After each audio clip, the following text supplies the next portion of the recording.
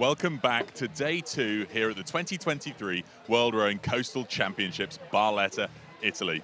We've had some amazing racing through the course of the heats of yesterday and the heats of this morning.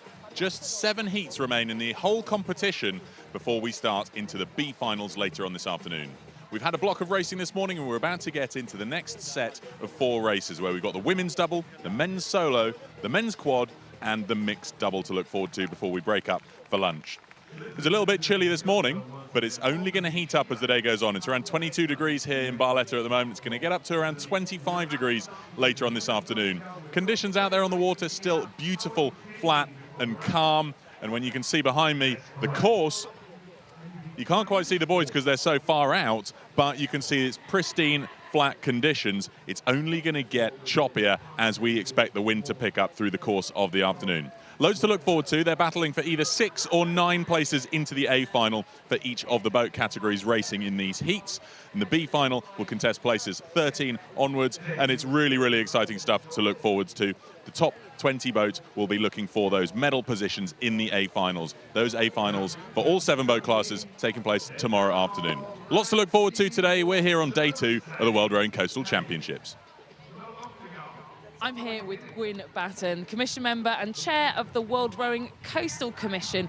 Gwyn, it's great to have you here. Can you tell us a little bit more about coastal rowing? So coastal rowing is all about being on the sea, and here at the World Rowing Coastal Championships we do the endurance format, where we're out going offshore, racing between 4 and 6 kilometres. And I mean, there's been a real spotlight on this type of rowing. What makes it so fascinating and perhaps, you know, I guess to supply the obvious, what makes it so challenging? Yeah, so I mean, I think the histrionics of the sport is it comes from the traditional fishing, it comes from needing to pilot, you know, ships into port. So the skills of being able to row on the sea have stem back to a long, long time ago. And what we're trying to do here is we're trying to add those together, turn it into a sport. So we have a type of boat which everyone from all over the world can manufacture those boats, come together and race, because many of the coastal rowers around the world row in different types of boats. So what we have here in the format here is we have a mass beach start with 18 boats starting off that beach. They'll go out 1 kilometre to the first buoy, and you've got to get there first. If you want clean water around that first mark, you need to race really hard for the first kilometre. Then it's round the cans, we've got a chicane in there, and then back up onto the beach and sprint up over the finish line. And it just seems to get better and better every year. And here in 2023 in Barletta, is there anyone that you've particularly got your eye on over the course of this weekend? Yeah, we've got quite a few returners, former world champions who came through with coastal, then gone on and had successful careers at the Olympics in flat water, and then coming back. So we've got quite a few of those. I'm not going to name any names because I know that the commentators will pull those out, but we've got some great racing and some really skillful athletes. Amazing. Well, great to hear from Gwyn there. And now we've heard from Gwyn, let's hear from some of our athletes how they would describe coastal rowing. Can you describe coastal rowing in one word? More fun. Mad. Yeah, that's good. Carnage. Chaos. Great! Adventure. Waves and wind. High tide. Waves and sand. Can you describe coastal rowing in one word? Chaos. Chaos. Chaotic. Wild. Exciting and unpredictable. Wild. Wait. A big experience. Exciting. It's fun. Exciting. Crazy. Carnage. Coastal rowing in one word. Arbenig. Quickly, can you describe coastal rowing in one word? Phenomenal. To race a coastal endurance race, you need some amazing equipment. And these boats have been fine-tuned with a load of adaptations to make them exactly that. Amazing for coastal racing. Here we've got a quadruple scull that has a few adaptations that I'm going to take you through. Firstly, there are loads of different hull shapes out there. This one has a curved back bow, but it's still quite close to vertical on the front edge. That means that it can slice through the waves that little bit better. As we move past the leading canvas, or the deck, you can see that there are a few adaptations, like this one here, which is called a wave breaker, that you can lift up or put down, depending on the expected surf that could crash into the front to stop it going into the boat. As we move through the boat, you can see the pretty standard runner and rails for the seat, gates, shoes, waterproof speakers so that they can hear the coxswain, and then pretty standard format all the way down. The boat's 10.5 meters long, which is standard specification. It's 1.30 m wide in the middle, but plenty of space you can see on the decks here for the athletes to be able to jump in and out of the boat to make sure that they have a clean and safe entry and exit. Some of the cool equipment we've got here for the coxswain. This boat doesn't have a fin. It's got a fin combined with a rudder. So this fin you can see here is retractable and can be turned by those levers to steer the boat. As we move towards the back of the boat, we've obviously got the coxswain seat here, and then we've got the life jackets, which obviously need to be kept on board to make sure that the athletes are safe as they're racing. Now, with all coastal boats, they have an open back, but you can see an adaptation here. This lifts up to let the water out of the boat, but when they need to go backwards or if there's any wash coming from behind, it automatically drops down so that it stops any water washing back up into the boat from behind. So that's the boat. Now let's have a quick look at the course. The buoy, the first turning point, is nearly 1 kilometer away. It's 1,250 meters away, in fact, and they make a right turn around the first turning point to go 850 meters to the second turning point, before a few chicanes of around 300 to 500 meters through a total of 7 turning points coming back into the finish for a combined 4,000 meters in the heats and the B finals. When it comes to the A finals, those turning points turn into 10 in total, and a total of 6,000 meters. So an immense distance they're covering here in the coastal endurance.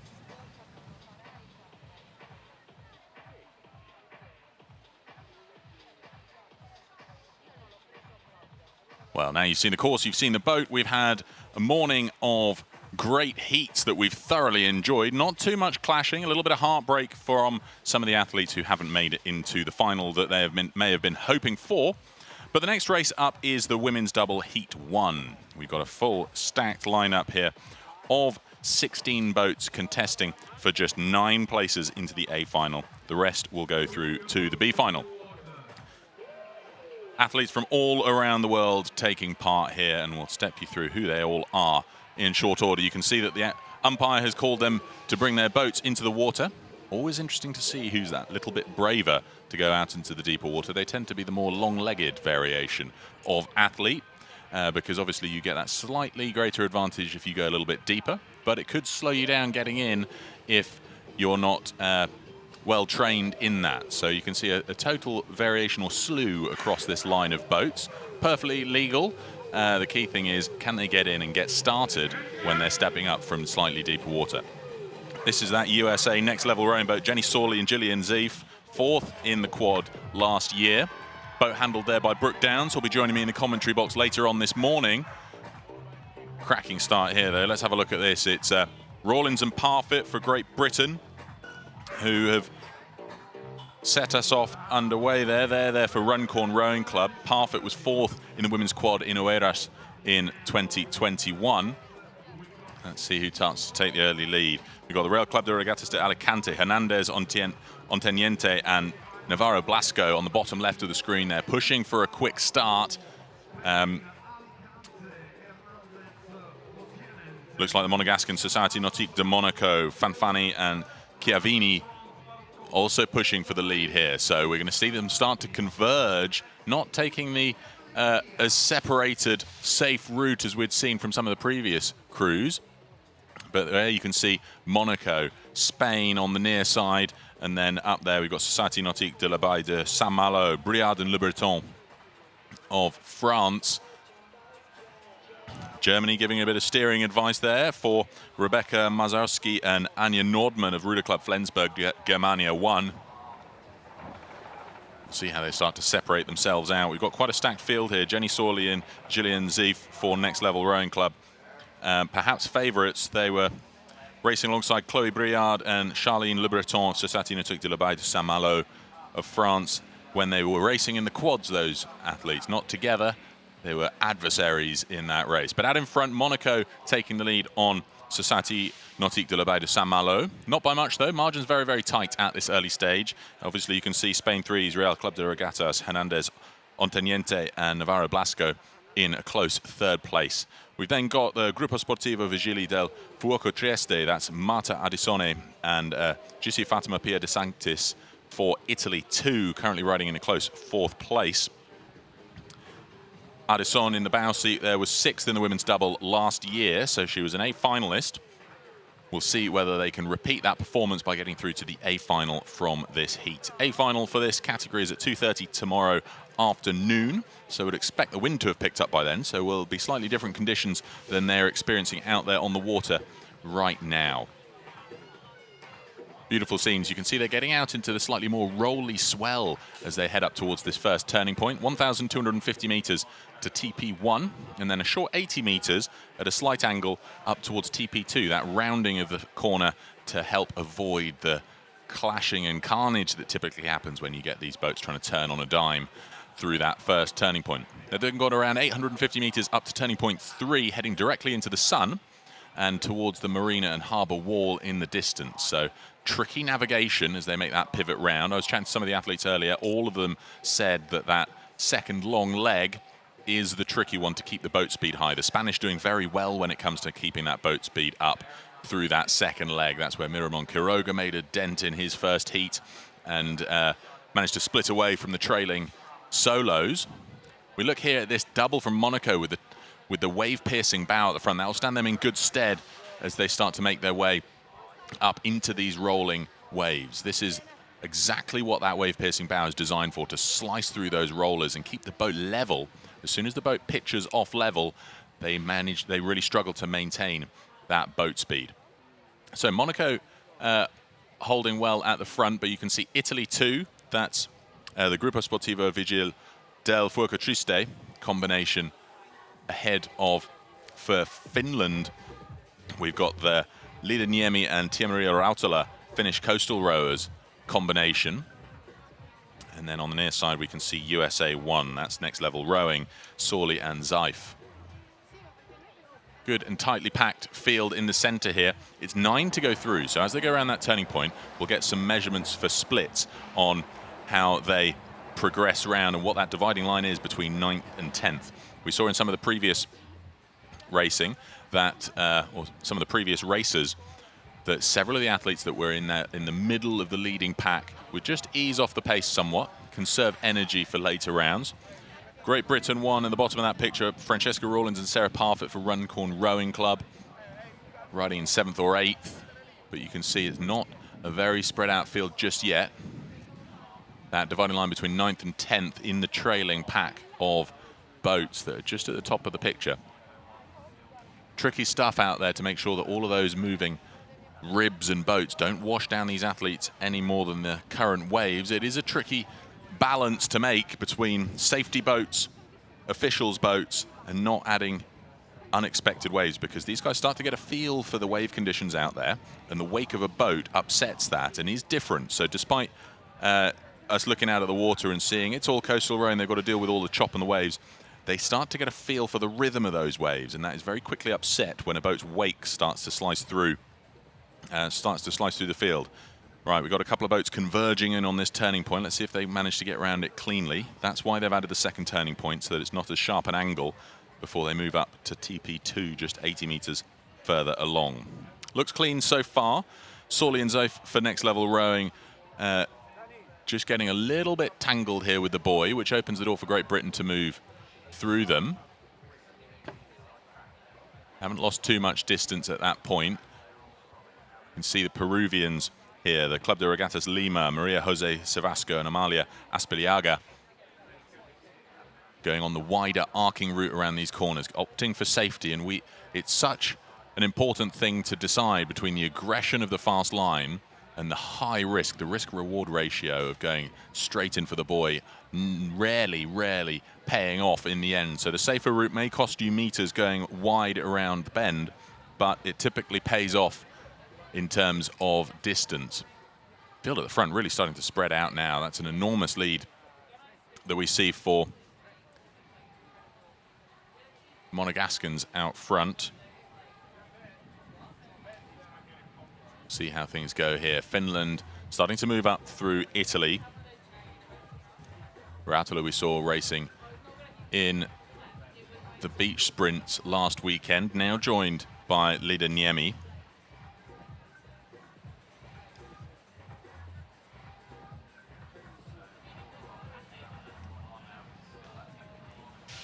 But it's an ocean of clear water to the front of the pack. That's the finish, looking like they've gone through Italy. I can't see that changing much through the next section. We'll have to see quite an enormous response from Italy. This is that tricky bit where, coming around the corner, the athletes who can just tick it along with a slightly better boat speed here really do start to shine as they start to move with these rollers. You can see that there's all sorts of different wave formations there. There are some big rollers working their way diagonally across the racing line, but some slightly choppier angled ones going with the racing line. So they'll need to read those rolling waves and decide how they take advantage of that and if there's a serve to be had. This is France rocketing past here. We've got the French combination of Chloé Briard and Charline Le Breton from Société Nautique de la Baie de Saint-Malo. 6th place in the women's quad last year, now finding themselves here in the double. They've drawn up 11 now, but this is the Monegaskins at the front of the field. A cracking start for them. They're up there just at 30 strokes a minute, just calmly taking things forwards at the front. You can see their bow nearly entirely out of the water at the front, which means that they're just riding up the back of a rolling wave. Tricky to keep the boat flat. A flat boat is a nice, calm and stable surface for these athletes to use. As the sun gets higher in the sky, a little bit easier to see turning point 3. Not that much further for Monaco at this point.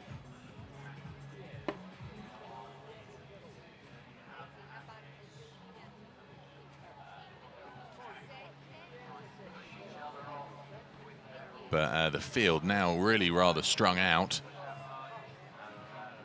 It'll be right at the back of that pack that we've got the division between 9th and 10th. We'll see everybody race again, though, because the trailing crews will go through to the B final, so no elimination from this race. But what an immense start from Martina Fanfani and Gaia Chiavini.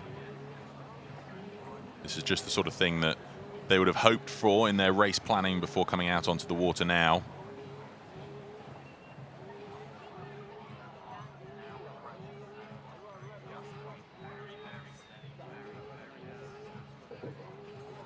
Able to just peek over their shoulders and see what's going on.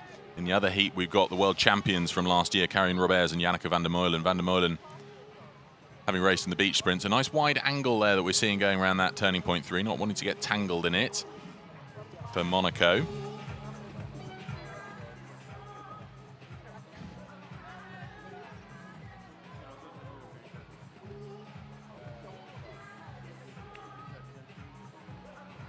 That looks like them safely round the corner. Can't see anything changing in this race. I mean, they could ease off quite a considerable chunk. You can see that they've got several lengths of clear water back to their closest contenders. That's the long slogs done. Now it's about 450 meters to turning point 4 before they enter that chicane line back in towards the finish.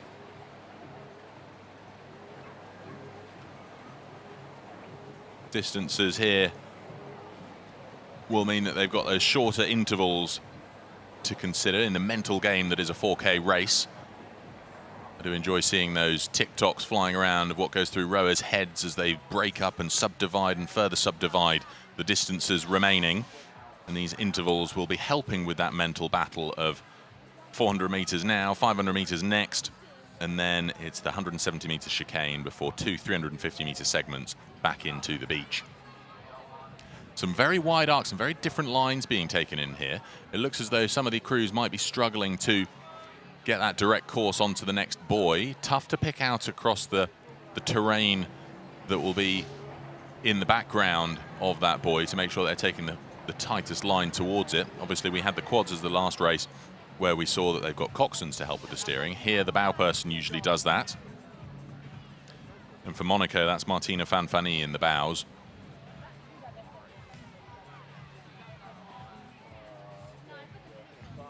Great to see a big lineup of nations here. South Africa have sent Sydney Davison and Erin Herschel. We've got the Netherlands representation from Amstel de Hoop, where we've got Caroline van der Waal and Lisa van der Putten.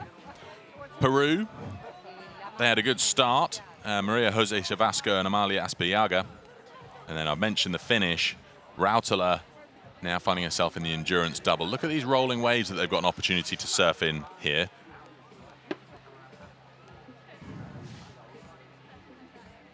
The trick really is about getting a bit of a surf, taking the opportunity for a little bit of rest, let some of that lactic acid drain before they find themselves having to battle once more when they're not on a wave. Tight and close line here for the French around the 4th turning point. Spain hot on their heels.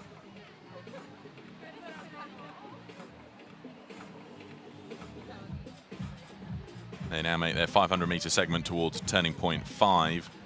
I think these leading positions pretty locked in.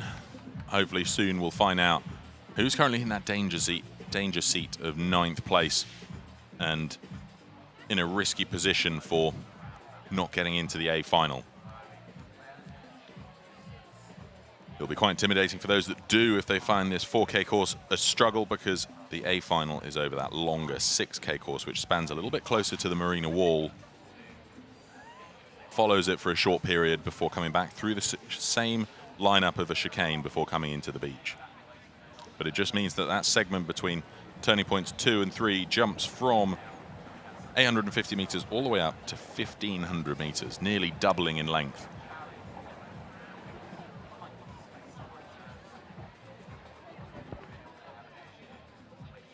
There's the front 9, looking good for the finish, and then we've got USA currently in 5th place. Cracking start for Sorley and Zaif. Peru holding on to 6th ahead of Great Britain 1's Runcorn Rowing Club, and then France 3 and Italy 2, where we've got the Société Nautique de la Baie de Saint-Malo, Courtois and Goupil ahead of Italy 2's Ardisson and De Sanctis.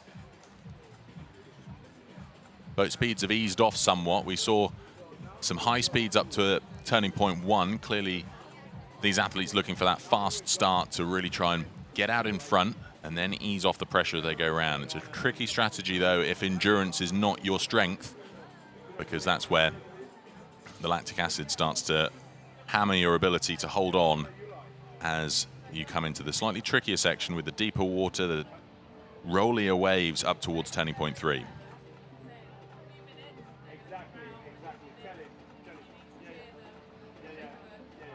Well, I can't see anybody touching Monaco's lead here. They're coming up towards this chicane now, making their way around turning point 5, 170-meter dash to turning point 6, and then they're basically on the home stretch back in towards the beach.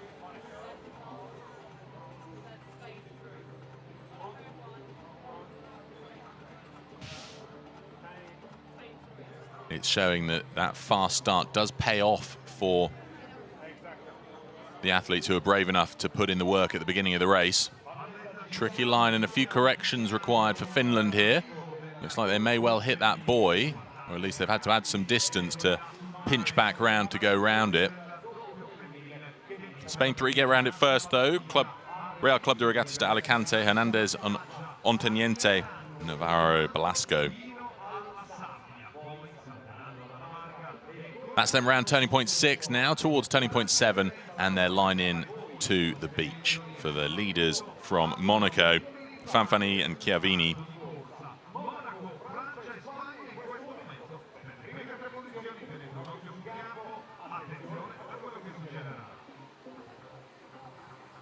We're due to have 16 boats lining up. Sadly, Hiltonen and Lappi from Finland 3, Finnish coastal rowers, weren't able to start the race. So just the 15 boats, all of them progressing regardless. Very strung out field now as we come into the closing turning point.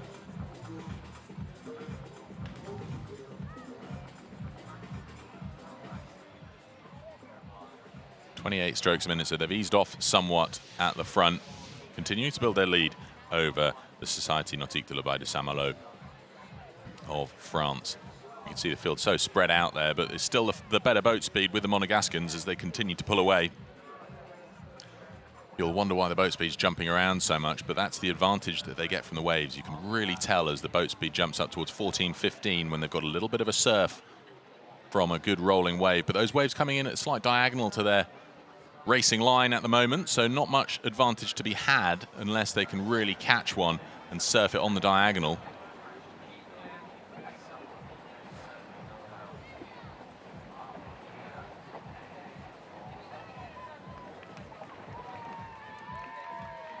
An impressive performance from the Monacos in this early stage. Lots still to look forward to because they'll certainly be going through to the A final.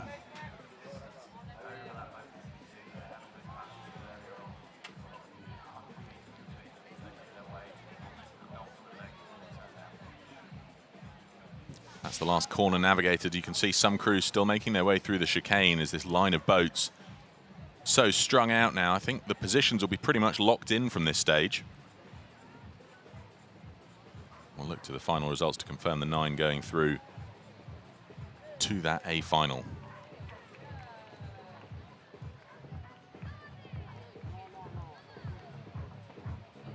Such beautiful weather here in Barletta. 25 degrees it will be in a couple of hours' time. It's really hotted up as the day's gone on, and it's that heat that brings the wind as we get that area of low pressure over the land, drawing the wind in from the sea. Last couple of strokes, packed grandstand here now. Loads of fans from the local area in Barletta coming down to support. I'm sure more than just the Italian crews. It's a great vibe and atmosphere here. Mark Cavell in the DJ box, creating the environment. And as these crews enter the finish funnel, they'll be met by an army of boat handlers. They have to aim for one of those white boxes you can see positioned on the beach. Boat handlers will quickly whisk their boat away. It's typically the bow person who leaps out to make the sprint up the beach. I don't think there'll be any real need for a dash in this race. They are all encouraged to set the best time possible, though. Very, very important, because should bad weather get in the way of the ability to stage those finals, then the times that they set here will be the determining factor in the rankings for the championships. So, super race there for Monaco's Martina Fanfani crossing the line to lock in on behalf of herself and Gaia Chiavini, her stroke woman, the win in this heat. Times oh so critical. France's Chloe Briard jogging up to take second.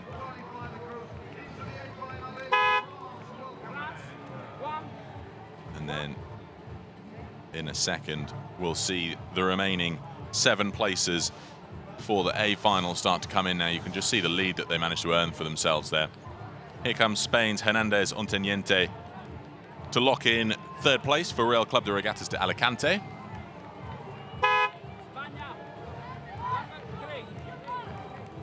Umpire just confirming with the numbers on their legs. That's Niemi in 4th for Finland.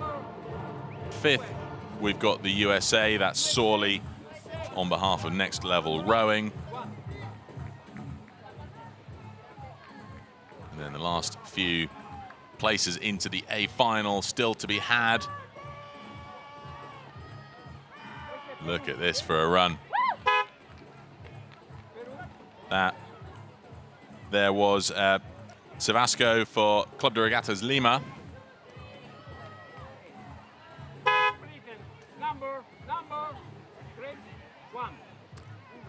So, stunning race there. We'll have the full results going through to the A final in just a moment. But down there, catching up with some of our finishers, we've got our all-star Italian commentator, Luca Brigini. What a magic win for Monaco. I was just saying, we were just talking before the interview, and you were saying that you really didn't prepare for it. It's the first time for you together. Yes, it's actually the first time. It's the first time I met her too, so that was quite strange, but we really worked together and that was fun. What was the best part of the race for you? Oh, definitely the start. Like, we really started very well. Like, we didn't expect that, so it was fun. Well done, that was great. Let's hear from the United States of America and Peru. Come around. You had a magic race today and qualify again. Yeah, it was tough out there. My seat came off on buoy 1, and the whole way, the rest of it was just get the oars in. But so what have you done? You lost your seat and then? it just kind of slid on top, you know, but it's all right. You do what you got to do. And we pulled hard. Really thankful for my stroke, Jillian. We worked our way through it. So you managed. How long was it? Like halfway into the race, or when it happened? No, it was pretty early. I think just wheel came off. I saw a bolt floating around, so. Well done to you. Congrats. Coastal, huh? That's coastal. Let's see. I can see that you're pretty tense. You got some. It's my first race of endurance, my first World Cup, and as a junior, I think me and my partner that is over there, we do a great job. Yeah, you did. You did. What was your secret? How did you go so fast today? I don't know. I think just have confidence with my partner, and we get strong all the race. We have great competitors, great rivals, so it was a fight in the water. Well done to you. We can't wait to see you into the A final. Very cool to hear from the athletes down there just as soon as they finish their race. And in a moment, we'll have the full results line up as our last few trailing crews sprinted in for their positions in the B final. Here's a recap of that start, though. Oh, so quick for the Monegascans, getting out there to the early lead here up to turning point 1. Super start for them. The Americans getting a little bit tangled around the corner. It didn't cost them the A final place that they earned for themselves in the end. But a stunning race with an ocean of clear water behind them for Monaco's finish there of Martina Fanfani and Gaia Chiavini. Well, in a second we'll have those official results through and we'll confirm the 9 going through to the A final. Pleasingly, we'll see them all race again tomorrow. So a lot still to look forward to in the boat category for women's doubles. You can see the horde of people required to help make sure that an event like this runs smoothly. Loads and loads of volunteers charging around, moving boats left, right, and center. Here are those results then. So it looks like a good conclusion for those leading 9. Davies and Jones for Great Britain 3, the composite of Dolphin and Lanyon Warriors. About 30 seconds off the pace there, but not too surprising. Bryony Jones, she's recovering from a broken hip, so to still be racing here, great to see her on the mend. That's the results from that race. Before we move on to the next one, we'll jump back to Luca.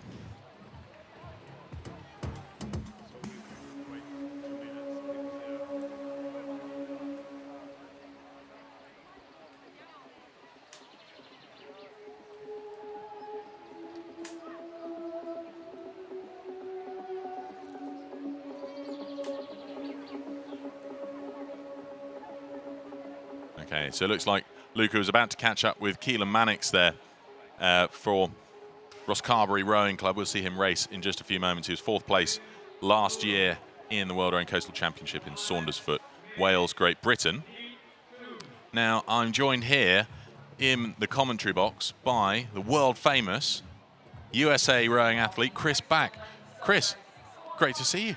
Yeah, good seeing you as well, Peter. It's been a good time racing out last weekend and this weekend. So just happy to be in the booth with you here today, and hopefully get some good racing in for the next, especially men's single race coming up. Yeah, well, exactly. That's why I wanted to invite you in here to join me for a little bit of your insight. Now, for those that aren't too familiar with you, you were world champion last year in the beach sprint men's solo in Saundersfoot. There's that awesome photo of you coming across the finish line. I think everybody who watched any of it knows the photo I'm talking about. But you struggled with a little bit of food poisoning last weekend. Yeah, it was unfortunate. The single didn't go quite as planned this year. I mean, I'm still really happy to have qualified, represented the U.S. And this year was a bit tough. Came in, was up from about 11 p.m. to about 4 a.m. handling some stomach issues. Oh, goodness. But, that's part of the cards that play, and we've moved on to this weekend and had a couple good results so far. So a couple of good results. You nailed it in your heat, right? I mean, so we're about to watch this, but before we get into this, your start going up to the first turning point, you were out there like a rocket. Yeah, I mean, I think that's part of the beach sprints mentality is kind of get out ahead and stay ahead as long as you can. And sure enough, I think by the time the first buoy, some placements were established already, and we just decided to keep those placements as we went along for the rest of the race. So I was happy with it. It looked like a really good race, and we're starting to see some of the athletes who are lining up for this second heat now. So we've got representation from all around the world. It's so cool to see so many different athletes from all over the place. I mean, we've got Simone Martini, the local favourite perhaps from Italy, Keelan Mannix, who was down there for Ross Carberry, Jerry Owen from Great Britain. It's quite a stacked field, the men's solo. And in a minute, we're just going to pop down to the beach, actually. So let's pop down and hear from Luca. I think he's going to collar a few athletes, and I want to hear from you, Chris, on who in this lineup you've got your eye on for when it comes to later rounds. So we'll jump down to Luca.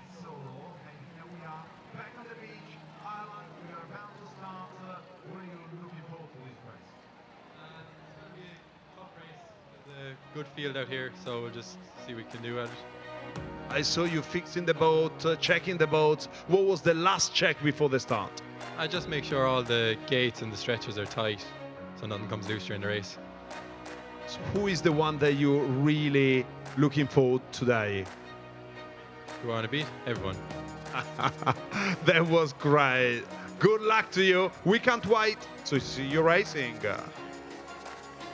Thanks, Luca. Catching up with Keelan Mannix there. He was 4th place last year. But Chris, when you look at this lineup, do you spend much time considering who your competition is, or are you just head in the zone in your own race? Yeah, honestly, I'm one of those racers that I hate looking at previous results. I hate looking at who's in the race. At the end of the day, you look left, you look right. You have to beat whoever's on the line anyway. Obviously, there's a few names that pop up, I think, from previous world champions or whatever. I try not to let it get in the head, because at the end of the day, you know, I think it's the ocean will always be the boss of who's going to win the race. And you know what? That can determine somebody who's won it before or a new competitor that's doing it for the first time. The ocean, again, will always be the one that decides. Yeah, the ocean is king. And well, we saw it throw a few spanners in the works of the scheduling for last weekend, keeping those organisers on their toes. But when it comes to the start here, we're about to see the start of this men's solo. Obviously, this variation with the endurance, you don't have to do the sprint down to the boat. But what's your entry process like, and is there a difference? Yeah, I mean, the entry process, you don't really have the immediate panic of sprinting down to the boat, being faster than people on the beach, or you know, dodging breakers as they come in. But it's still quite challenging, as you just need to step into the boat, make sure your feet are set, make sure your butt is actually on the seat, the hands are on the oars, and then I always do a quick checklist in my own head, making sure that that's good to go. And then, you know, you take that first stroke and say, okay, it feels right, and if so, you just keep on moving from there.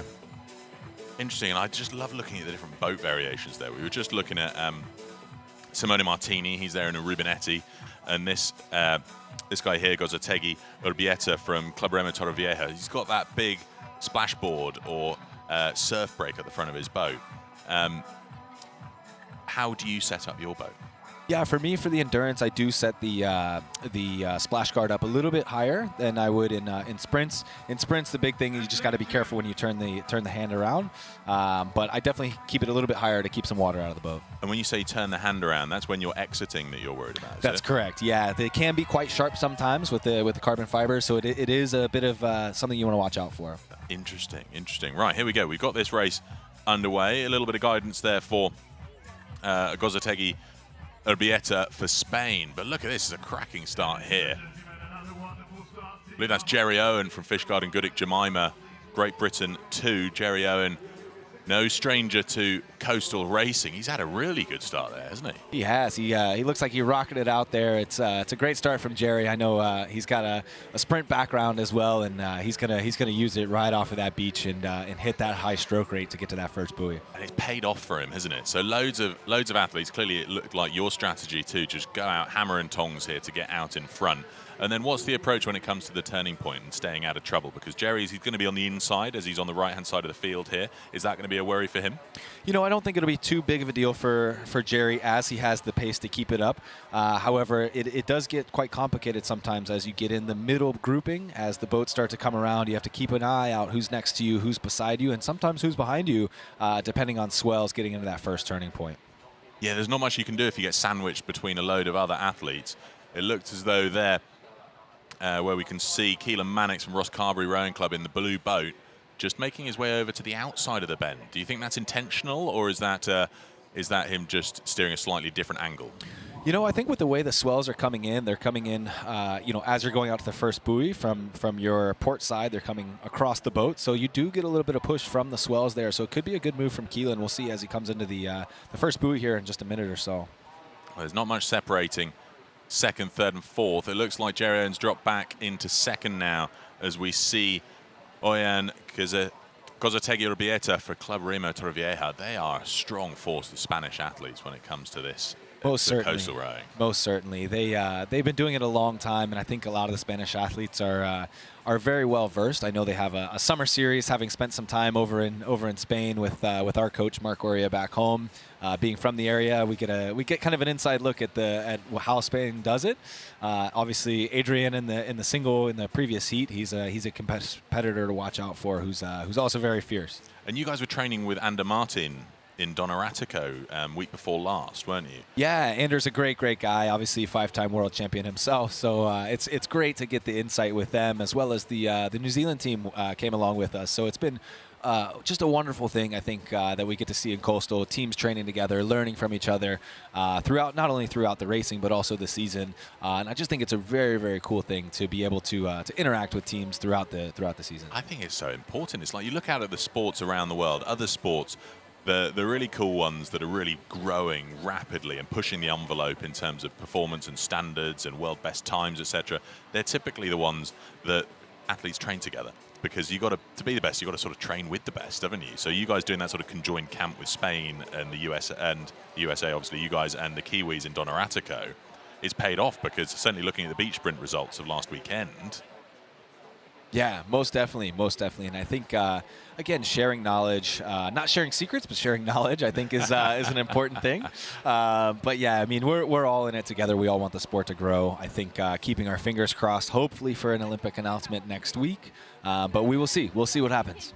Yeah, well, we will keep our fingers crossed on that, but we won't hold our breath, because I feel as though that announcement's been in the brewing for a couple of weeks now. Simone Martini looks like he's moved up through Jerry Owen and about to overhaul Keelan Mannix of Ross Carberry.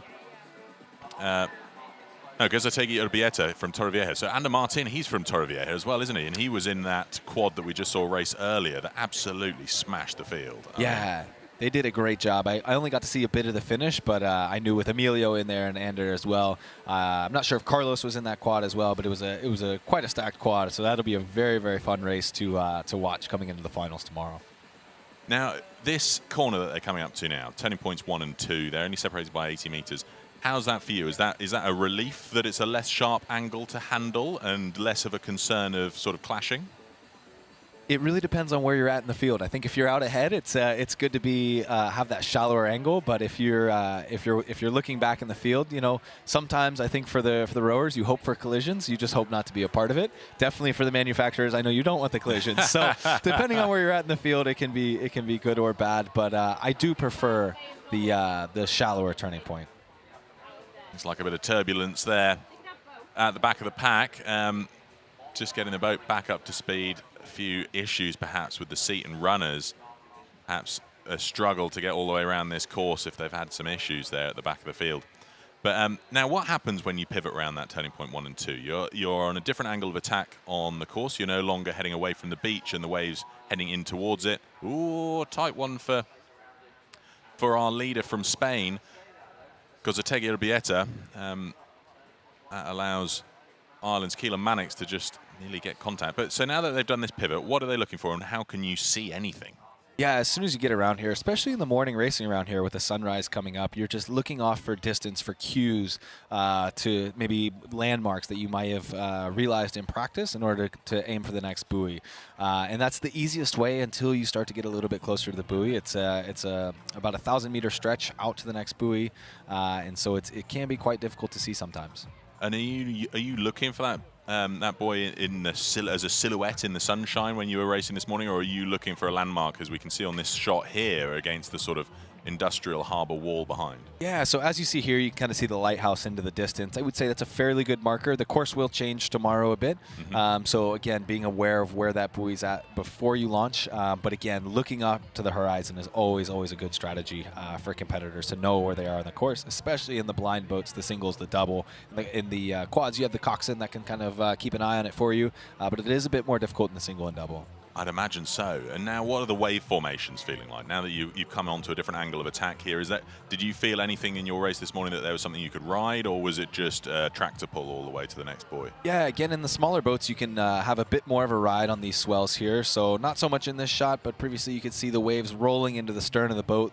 There's a bit of a cross swell, a tail cross swell, so you'll feel a little bit of push from the port side of the boat, but you'll also feel that bit of a pickup that we always love to feel as rowers. Keeps the boat a little bit lighter when you catch that swell. Yeah, I can imagine. I mean, it looks quite tricky here. Some of them just caught on the wrong side of a little swell there, but we've got 6 boats to go through to the A final, so the dividing line looks like there's a few boat lengths separating from 6th from 7th at this stage. Let's have a quick check of the official splits through the 1,000. Gozategi Urbieta in the lead ahead of Mannix in 2nd, 3.5 seconds separating them. 3rd place then Simone Martini, just 3 seconds ahead of Jerry Owen for 4th. 5th we've got Fernandez Tomar for Spain, and then 6th place in the danger zone, Noel Creedon for Ireland, holding out about 15 seconds, which is a pretty significant lead on the Turkian athlete Kevat Guni Erdem. So that's the field, but look at this, a nice little tussle as Mannix starts to move up through the Spaniard Gozategi Urbieta. Yeah, it'll be really interesting here to see that top grouping. You mentioned, Peter, there's about a 15-second differential there from 6th to 7th place, to see if those top six recognize where they're at and know if they start to shut it down, or if we're just going to race all the way to the line and make it a battle in order to fight for some seating positions in the lanes for tomorrow. That's a really good point. Now, it looked like you eased off quite a lot through the second half of the race. What were you doing with your rating there, and how do you gauge how much to not ease off versus to ease off entirely? Yeah, I mean, I think we're always kind of looking at each other, especially in the top groupings. In the middle, you never know, so you always are fighting. But if you are fortunate enough to get out ahead a bit, you're always kind of looking, okay, who's the guy behind me? Who maybe is the person in front of me? How are they still moving? Are they slowing down? You know, when it comes to the final, you're always going to dogfight and fight for the best position overall. But in the heats, sometimes you do want to conserve a little bit of energy. I think we've seen that out of a few competitors. But at the end of the day, you know, it is a race, and you never know what's going to happen at the end, whether it's adverse conditions or something. So you do want to race all the way to the line, especially even in the heats as well.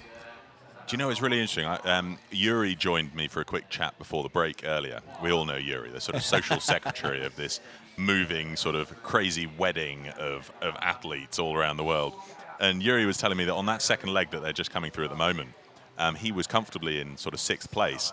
But the Spaniard, he just couldn't match the Spaniard's boat speed. So I thought Yuri would be absolutely gassed out after his race, but he said no, he wasn't actually blown out. He just couldn't match the Spaniard's boat speed. So the Spaniard just moved through him.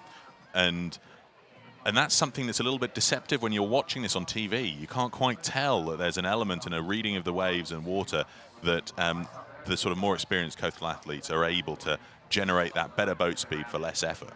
Yeah, I think the way I describe it is when you catch the wave, you feel the boat speed pick up, and it does take some time to judge. But I think most athletes out there who've done it, who've maybe rowed once or twice in coastal, can kind of feel that pick up a bit. But definitely on the other side of that, I call it the hand of God coming down and just pulling your boat back. Once you reach the backside of that wave, there's almost nothing you can do to try to bring the boat speed up until that wave has either fully passed you or that you're catching the next swell. So they're coming around turning point 3. That's Noel Creedon at the back of this pack of 6, and he looks like he's got a pretty safe margin here. Is he still going to be pushing then, Chris, as they come in? Because he won't necessarily know who that is behind him, or do you think he will know and have any kind of read on what he needs to do in this sort of... You know, he may turn around and count and see where he's at, but I think he'll still quite be pushing for it, even when you have a 50 to 100 meter lead on somebody. You never know with coastal, if you catch a bad swell, the boat might turn. So you are fighting definitely for position, especially if you're down near that 6th, 7th position qualifying. And would you say this is a little bit easier in terms of navigation? Now you can see the buoy ahead of the terrain line, or what was this like coming through the chicane for those that aren't here in Barletta and or able to sort of read those distances when you're out there on the water? Yeah, definitely. Once you come back through here, it's much easier to see the buoys as you have some greenery in the background. That bright yellow buoy does stand out a bit. You know, sometimes the sunglasses fog up a bit, and you may need to adjust that and take another peek. But for the most part, it's much easier to see the buoys against land, and you know you're almost home free at that point. So they're coming up towards turning point 4. Trailing behind, though, still in with a shot. We've got in 7th place at the moment, Malte Hein for Germany, who's moved up from 10th. So it's a good second leg for him. Moved up through Kevat Guni Erdem, who's currently in 8th for Turkey. 9th place, then, we've got Lunga Makatiwa for South Africa, ahead of 10th place Mitchell Steinman, the ex-Dutch international, now converted to coastal rowing. And then we've got Shea Dunn for Ireland in 11th. 12th then is Nagai Kosuke for Japan. And 13th, Imori Genki for Japan towards the back of the field. So it's nice and close at the front here, though. Keelan Malik still having a nice little tussle alongside Gozategi Urbieta. Do you think they're racing each other, or are they just going to row it back in comfortably alongside each other? You know, from what I saw on that buoy turn, it looked like they're still racing it out. So it could be interesting to see what they want for placement here, maybe for a little bit of bragging rights. You're never sure out there, but at this point in the race, I mean, you know, you've qualified, assuming all goes well leading into the beach. Let's have a look. Keelan Mannix at the front there. He's I read him at 27 strokes a minute. What's your race pace then, Chris, when it comes to the early stage or the latter stage? Are you up there at what we'd typically see in the flat water stuff, 36, 37, 38, or are you a bit lower? Yeah, I think it varies based off of conditions. The bigger and heavier the conditions, you know, I think it's much more about controlling the boat. In conditions like this, you know, again, we're in the heat. Looks like these guys have started to shut it down a little bit, but right off that line, you're right up there in about 35, 36. Especially looking back on the sprint side, you want to be up 40s, mid 40s. So you are definitely pushing it. And these boats do have a maximum speed. So again, a lot of it is okay. Find the boat's max speed, hold it there, use the waves to your advantage the best you can. And so when it comes to selecting a boat, so if a boat's got a max speed that it can really travel at through the water. Presumably when you're going out and shopping for boats, you're going to be looking at what that max speed is versus presumably your weight, your rowing style, and it's quite a tricky combination then, isn't it, with the so many variations that you can go looking for? It can be. It can be.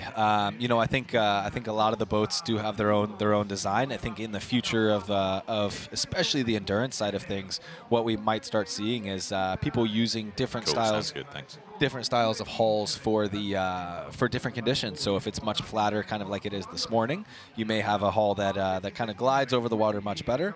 Or if it's bigger conditions, you might make that boat switch later on in the sport and get something that can handle a little bit bigger conditions. So I think that's how it's going to develop in the future. We might see a difference, but in my opinion, that's what would happen.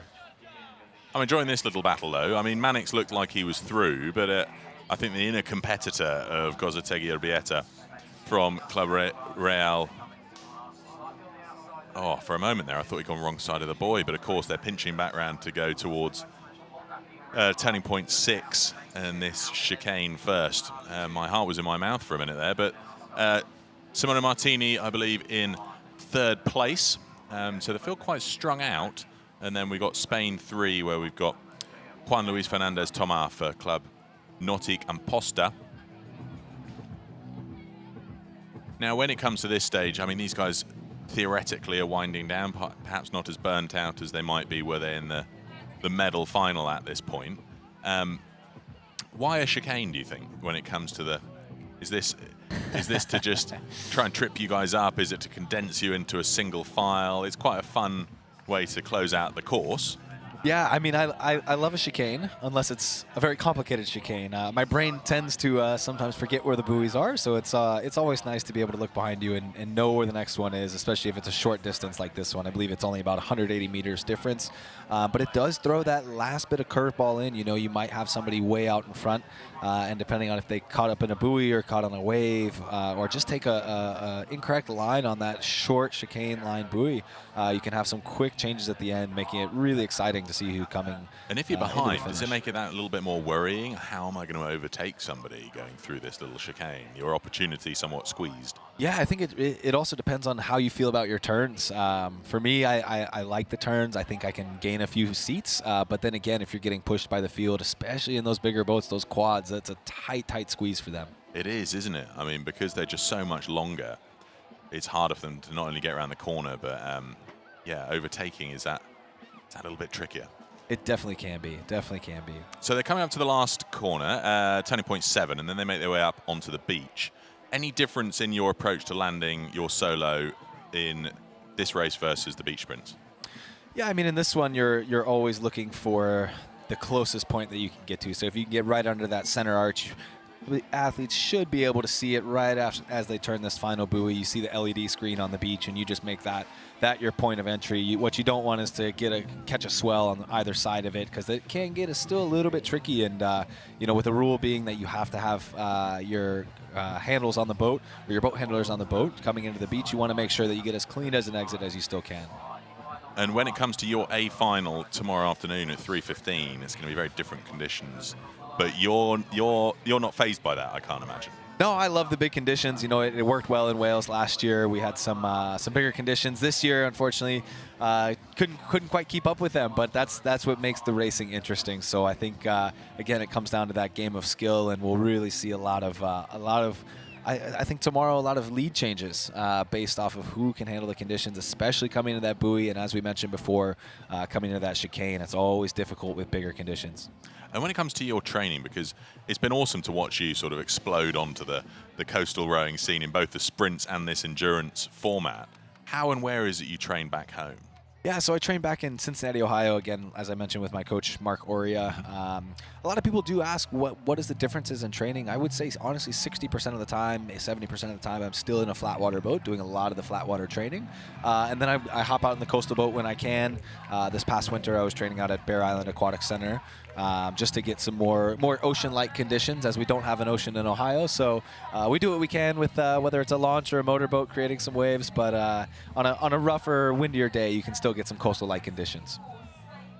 That's cool. I mean, and then you rely quite heavily on the camps like the one that you did in Donneratico for some more specific training, then, do you? Most definitely, yeah. As we can get waves, we follow them where they are. Yeah, I bet. Here we go then. Sprint on. He looks like he knows he's got it.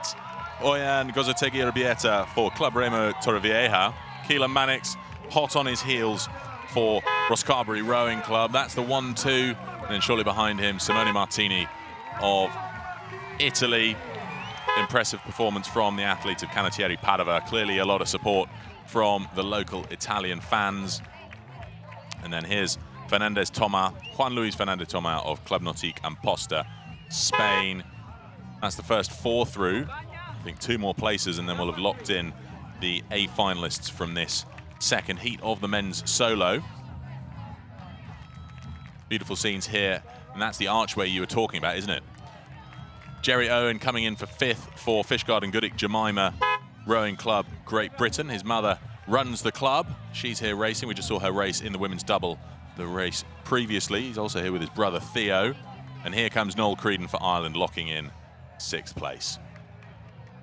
A good heat. You know your competition now for the A final, Chris. Is this giving you an unfair advantage? I'm sure everybody else is locked on the screens back home. Yeah, I'm sure all are watching, and it's just a great finish area to be able to hear the crowd. Of course, Luca down there creating some energy, so it's been great setup this year, and you love seeing the finishers come up, and it's going to be a good final tomorrow, and we'll see who handles the conditions best.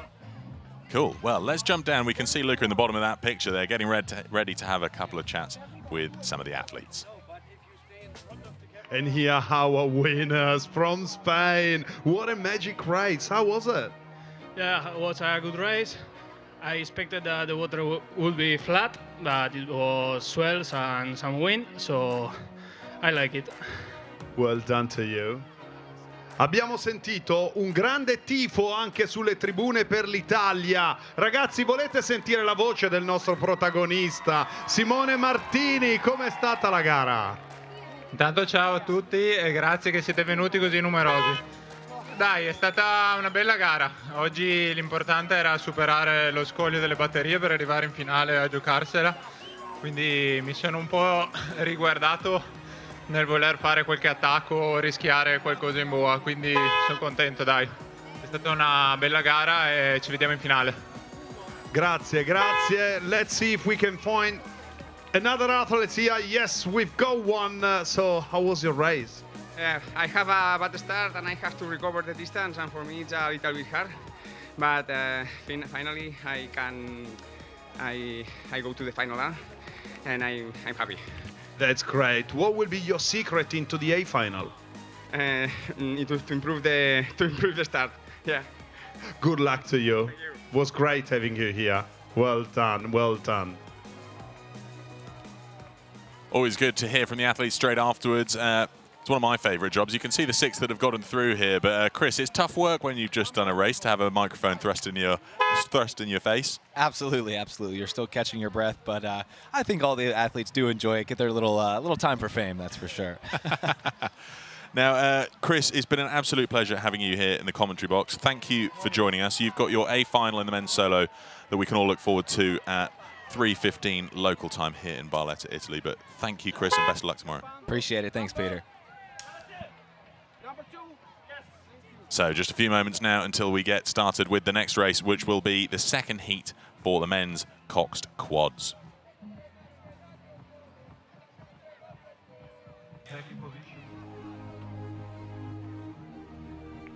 Here's a bit of a highlight of that men's solo race.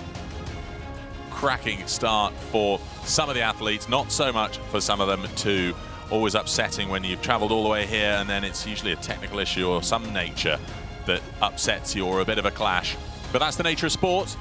And we can see here, fantastic win for Oyen Gozategui Urbieta from Club Remo Torrevieja ahead of Keelan Mannix for Ross Carberry Rowing Club. We'll see them again in that A final.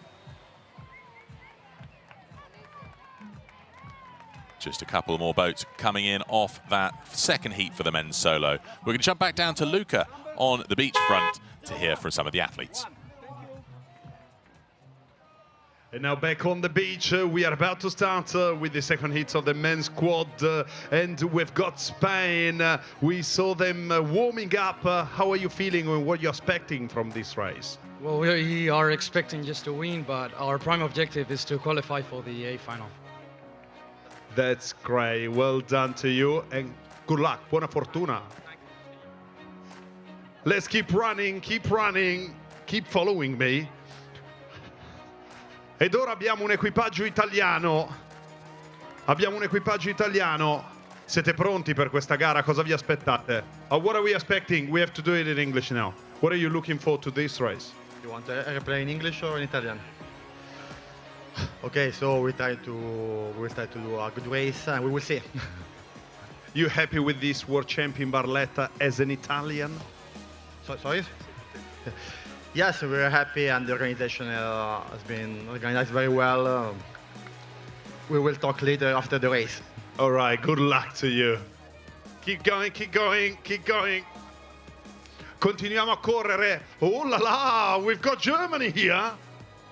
They looking enormous. How are you feeling? Buongiorno. Molto bene. Oh, your intensive course in Italian worked super well. Now, what are you expecting from this race? Our expectation is to have a first fast section and then keep the lead.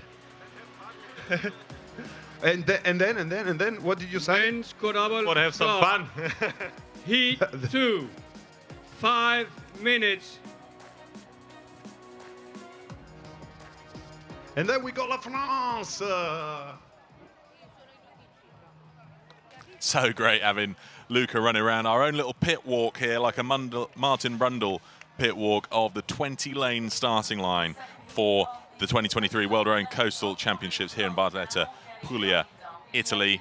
Representation from a whole load of different countries. We've got Runcorn Rowing Club for Great Britain 1, Rowing Club Genovese, Italy 1. We've got New Zealand Rowing, the Kiwi Internationals there in lane 3. We've got a composite from Commercial, Donegal and Port McGee. Immense athletes there for Ireland 2. Swift Racing Japan, Muccarolo, Italy 2. Club Fluvial Potense and Société Nautique de la Baie de Saint-Malo in lane 8. Stuttgarter Rüdigesellschaft, Germany in 9. Composite from Santo Stefano, Sampdoria, Milano and Pesaro for Italy in lane 10. And then just 2 boats left. We've got Rail Club Mediterraneo de Malaga in 11 and Central Sports Club of the Army of Ukraine in lane 12. So just getting ready for the start of this race. It's the first 9 to go through to the A final, the rest to the B final. So only 3 boats from this race will not get into that A final. So we'll be keeping a close eye on the trailing pack. We heard there from Emil Schmidberger in the 3-seed of the German boat representing Stuttgarter Rudi-Gesellschaft. They're going out for a fast start. He wants to be first to that turning point. But we've got some big names here. We've got the Kiwis of Ramon Sanchez in the cock seat, but Matt Dunham, Joe Sullivan, Michael Brake, it's a couple of Olympic champions there. Toby Garbett from Great Britain in the bow seat. Toby runs his own gym in Henley-on-Thames. Here now subbing into the Kiwi boat. It's going to be an immense amount of horsepower there for New Zealand. Italy 1, Rowing Club Genovese, Giacomo Costa, Eduardo Rocci, Lorenzo Gaioni, Eduardo Marchetti, and Alessandro Calder. They're right alongside the Kiwis, so we'll be keeping a close eye on their start. The early lanes, i.e. lanes sort of 1 to 5, are on the left-hand side of the course as you look out to sea. That means that they'll be going the slightly wider route round the turning point. Some would say perhaps the safer side of the lane draw to be in. It means that they can choose, if they choose to go on a little bit of a safer route around the outside. This is that Kiwi boat I was talking about there. Joe Sullivan on the right of that picture. Matt Dunham, world champion, with Jackie Kiddle in the mixed double at the beach sprints last weekend. Here's the Central Sports Club of the Army of Ukraine, Ihor Mazepa. We saw him racing last week as well for the beach sprints representing Ukraine now, joined by Andriy Kashanov, Yuri Ivanov, Artem Vereshchuk, and Darina Kalashnikova. They're on the near side of this picture in the blue and yellow suits.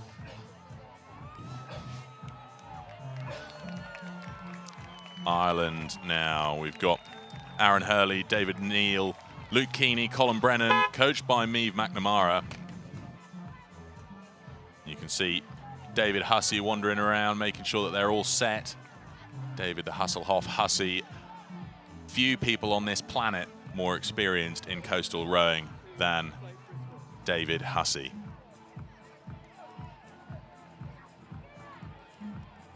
So we'll be getting started with this race in just a moment.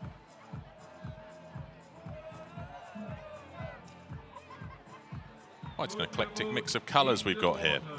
But there goes the umpire's call for the boats to go into the water.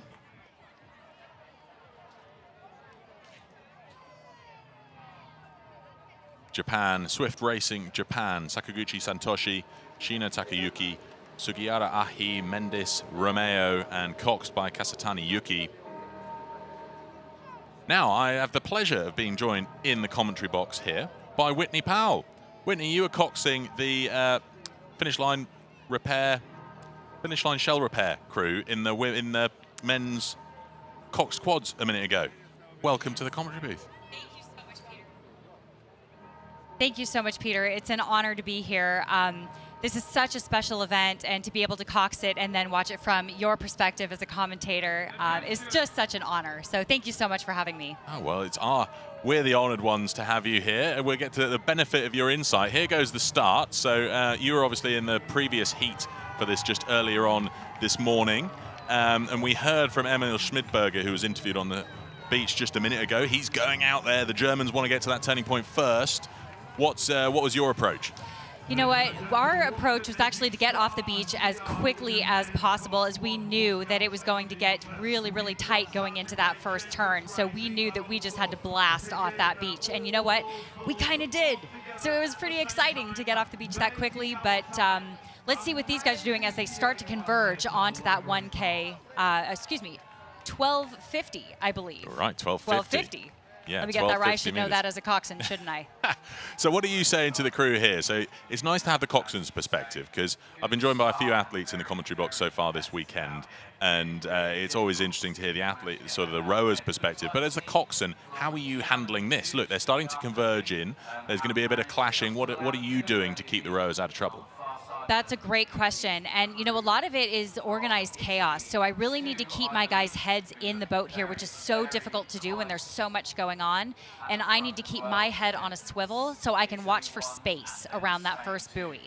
So it's really looking for the gaps and who is going to move where and who kind of starts to make moves. So it's really keeping my guys organized so they don't start looking around and flapping oars everywhere. Look at this, not much separating the leading boats there. Germany tussling alongside Muccarolo for Italy and Rowing Club Genovese. That's the leading three. We've then got Spain, where we can see Rail Club Mediterranean de Malaga currently in 4th place. We won't know the precise splits until they get around that first turning point, but those are the early leaders. A lot of expectation we typically see when we get a lot of the flat water rowers and some of the, the Olympic caliber athletes. We're seeing that from the Kiwis here when they're jumping into a coastal boat. They're not out in front yet, but what sort of impact does that have when you consider the opponents or the opposition in your field? Absolutely. You know, we saw this with Great Britain last year, the same thing. The guys from the 8 jumped in and had a fun weekend out there, beating up on us a little bit. But you know what? The beauty of coastal rowing is that it kind of levels the playing field a little bit. You know, you can have Olympians in with lightweights or masters, and it's all about who manages the ocean, who maneuvers the boat the best way and can get their blades in the water and clear the swells a little bit. So it does level a few of the variables out just a little bit for these other crews. So it's very exciting. And that's the sort of feel that the rowers are going for, because they've got blades in the water. They can sort of feel that. They're moving up and down the slide, the boat moving under them. What can you do in the coxswain's seat, either with steering or how are you in a position to sort of contribute to that? Yeah, that's also a great question too. I think it's keeping an eye on the swells and the ocean, and again, the gaps. Like your eyes, you have to have eyes in the back of your head and just know where the gaps are and where I'm going to be able to give my crew the best line, as well as protect our oars and protect our shells, because you never know when somebody's kind of creeping up behind you. So it's really about keeping their rowing in check, tapping down, keeping those blades under the water, getting a little bit of grip under the water and pushing towards that first buoy, because it is going to be a demolition derby when we get out there. Yeah, and I think that's what we're coming up to now. We can see on the graphic there, they're coming up to a K in. So 250 meters and they'll be at that turning point. Some quite risky lines being taken here by some of the coxswains there. They're very, very close, and that's only going to get tighter as they come up to the turning point. Do you see there is any advantage being in sort of lanes 1 to 5, and over on that side you can opt for the wider corner than if you're on sort of lanes sort of 10 through 12, where you've sort of got no option? You've got to get to that correct side of the buoy, so whether you like it or not, you've got to start pinching in here. Exactly. You do have to start looking for those gaps and take it a little bit wide on the outside, especially if you take the currents into account. So you're going to get pushed inward a little bit more, and you do not want to have to make your crew do extra strokes by turning inward again to turn outside the buoy again. So you have to kind of push out just a little bit so you can take it wide and keep that boat speed up around that first turn. So important. Now you've coxed all over the world in regattas all over the world, and now you've got the ability to sort of, you can take your ability to read currents from rivers and sort of flat water lakes, but then, I mean, you're clearly doing very well when it comes to the coastal side of things. It must be such a steep learning curve to in a sport where you're now allowed to clash. That is so funny. When I got roped into this, and I still don't know how, they said, it's just like coxing. It's just like flatwater coxing. It is nothing like flatwater coxing. I have to say, there is so much more situational awareness that you really need to have for safety alone, because you are clashing oars, because there are, currents, there are swells, there are, it could be a washing machine, or you could have these beautiful swells that you can just kind of surf in around these turns. But no, here, anybody's game. Yeah, it's so tricky to watch, isn't it? I mean, you just saw going around that corner there is absolutely nothing separating the leading two crews. We've got Italy 1, that's the Rowing Club Genovese, right alongside Germany 2. That's the Stuttgarter Rudergesellschaft boat, where we heard from Emil Schmidberger earlier, absolutely going for it. Now they've pivoted around 850 meters to turning point 3. So I suppose some of those early stages of the race and the navigation and positioning for the first corner are sort of out of your head as a coxswain. Now it's distance. What are you doing strategy-wise to sort of get the rowers going? Is there parallel to the flat water stuff? Is it sort of, are you going to do power 10s, or what are the things that you do here to take advantage? Well, we have to expect that the conditions of the ocean are actually going to change now that we've changed direction. So our focus has to change a little bit. And this is where things have calmed down just ever so slightly around that first turn, and we can really start to lengthen out a little bit and start to make a push, because remember, this is not a 2K. it's a 4K, so we really have to settle in for the long haul. So we're trying to lengthen out, get those blades in the water, and see if we can start to kind of push through some of these other crews with just a teeny bit more deliberate, calm strokes. Well, it's interesting. So these two boats at the front of the field at 33 strokes a minute. Do you have a race pace or a race rhythm, or you just let the athletes go with what they feel is the right rating? Because as you say, where there's different wave formations, they might need to shift it about a little bit. And I suppose coastal rowers as a quad would be able to sort of move with their stroke when he needs to adjust it. Whereas typically on the flat water, your coxswain would be making calls for the rate changes. I love that you said that, because it's so true. And that's something that I've had to learn as a coxswain in coastal rowing as well, is that you really have to work with your stroke seat and say, like, what do you feel? You know, if you feel a swell kind of coming up underneath the stern and pushing you a little bit, you actually shorten up, and I can go by the guidance of my stroke seat a little bit. And he can say, like, shorten up, we can feel it kind of push. But, you know, it's not really on me to just say, in 5 strokes, we go at a 35, you know, and then we settle at a 32, you know, whatever your race plan is. So it's a lot more about being adaptable out there. You have to be adaptable. And it doesn't necessarily matter what the stroke rate is, as long as your boat is moving. Gotcha. So that relationship between you as the coxswain and the athlete has to be so much more sort of flexible to the conditions and the trust between you both to make the boat as effective as possible. Now, here's an interesting thing here. We've got 3 boats not separated by much coming up towards the 3rd turning point. In this sort of situation, are you going to be trying to max out or max effort your crew to stay ahead, or will you be thinking to the fact that there's 9 boats going through to the A final and you don't really need to burn it out now? You know, that's another really good question too. I think here you want to make sure, obviously, that you are in a qualifying spot, but nothing is ever a guarantee, especially this early into the race. So you can sort of settle into it. You maybe don't need to burn all of your matches quite so early. However, you always, again, need to keep your head on a swivel here, because it takes 1 turn to let 3 boats pass you. Just 1 turn, and it's amazing to see these 2 boats here. The boat on the right swept in behind, and they almost crossed paths going around that turning point, but they're level again. Exactly. I mean, even here, we're seeing some of the lead boats almost steer into each other. It's like they're steering off of each other almost and trying to see who is going to make that first move. And it will be really interesting to see if they try to vie for that first position, or if they are just okay kind of qualifying and getting that lane. So we'll see what they do. We will see what they do. Italy now starting to move up ahead of Germany. They've got that slightly higher rating there, and it seems to be paying off, just ticking things in towards the coast. But the Kiwi boats seem to have moved up quite nicely as well. I think that they had a good second leg, solidifying their place. But look at this. They've taken a whole length in just the last couple hundred meters. Unbelievable. And we may even have a little bit of a clash here. I'm not sure yet, but look at these blades just barely missing each other right now. This is pretty exciting. It's a really risky line from that German cox there. Alyssa Trog really trying to stay hot on the heels and row the narrowest course, but she can't row physically through the boat. So, and you know, in flat water rowing, you'd be worried about dirty water here, but I can't imagine that's too much of an issue. Exactly.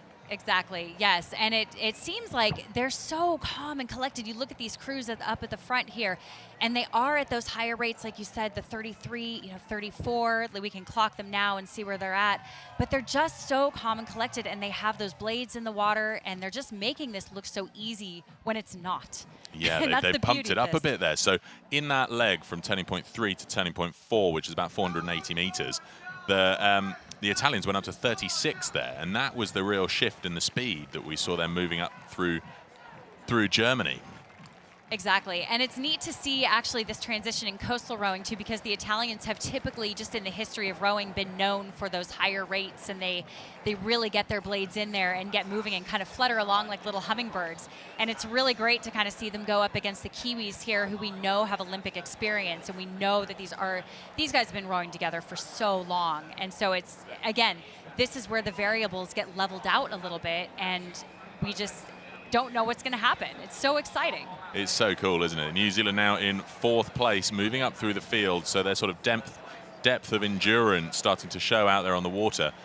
Some interesting lines here. There's quite a lot of turning going on there. I think that these guys at the front if you look at the line that they're taking, I think they've realized they were pointing to the wrong buoy, so they're having to correct back round to turning point 5. Looks as though they were heading straight for turning point 6 there, which is the second buoy in the chicane. Some of the trailing crews got that right, so this is going to tighten back up again. This is where navigation's so crucial. Exactly, and you see how many boats followed them out. So now we have at least a 4-boat race in a cluster here that are going to make that correction and try to go back to the course. And we'll see who can shoot the gap here and get that straighter line again. And this is, again, where it gets so exciting and so unpredictable. Do you know, that's what I love about watching coastal racing, is where you get somebody who knows where the next buoy is and has the confidence to go after it when they see the crews ahead of them. You can see the buoy in the top of this picture here. That's where they were heading. They've pivoted back round to go around this turning point 5 into this chicane now. They haven't lost themselves the lead, but we have seen it in other races where they've lost the lead entirely because they've had to go backwards. Absolutely, and look at this turn. You can see the stern fishtailing around that next buoy. They are going for it because now they know they have the lead. And it really is advantageous, I think, to have the lead in a race like this, because rarely do we see a top crew actually lose it in the end unless there's something catastrophic that happens. So if they know that they can maintain this position and really go for it, then they're likely to have a good chance. And what does your rudder movement do to the balance of the boat in a coastal boat like this? It's not quite as severe as a flat water boat, but you can definitely feel it slow down a little bit. And I have actually found that it is advantageous to not really use my rowers that much. A little bit here and there, you know, if they need to hold in one side a little bit longer at a finish, or maybe shorten up a teeny bit for a little flutter around one of those buoys in the chicane. But other than that, these boats turn on a dime. They really do. It's actually really exciting. We don't get that in 8s. Yeah. But it's so interesting you say the sort of the feel of the added resistance when you turn the rudder on, because for those that watch my run through of the boat explanation of the quad at the start of the program, I pull out one of the rudders and you can see they're quite big, aren't they? They're sort of like the size of a water bottle, not as wide obviously, but that sort of length and width. And when you turn one of those, you're going to feel that in the water, aren't you? It's like a sailboat keel, especially when you're used to the rudder the size of a credit card on an 8. So you get in one of these and it, you know, turns on a dime. It's incredible. Amazing. Well, looking out at the front here, Rowing Club Genovese, I think they're certain for the win ahead of Stuttgarter Rudolgesellschaft, and then Ukraine, where we've got the Central Sport Club of the Army of Ukraine, and then the Kiwis, the international Kiwis. They're starting to move up through Ukraine, so they could pinch 3rd place here coming up towards the final turning point. Just such strong athletes there. Toby Garbett, Mike Brake, Joe Sullivan, Matt Dunham, Ramon Sanchez in the coxswain seat. I mean, that is a big boat. That is a big boat. I know that Matt Dunham and Mike Brake just have so much experience too at the Olympic level that, you know, they're also going to come in and have a level of calmness and be able to perform under pressure. And, you know, some of these younger crews may not have that. And it's kind of neat to see some of these other crews, you know, like Italy. And, I mean, look what's happening here. This is unbelievable. It looks like a crash there. It looks as though Ukraine took the corner wide. That pushed the Kiwis out. I think that could... no, maybe not. I was worried there that was going to open the door for the trailing boat to move up and steal a position, but I think they just unlocked themselves in time.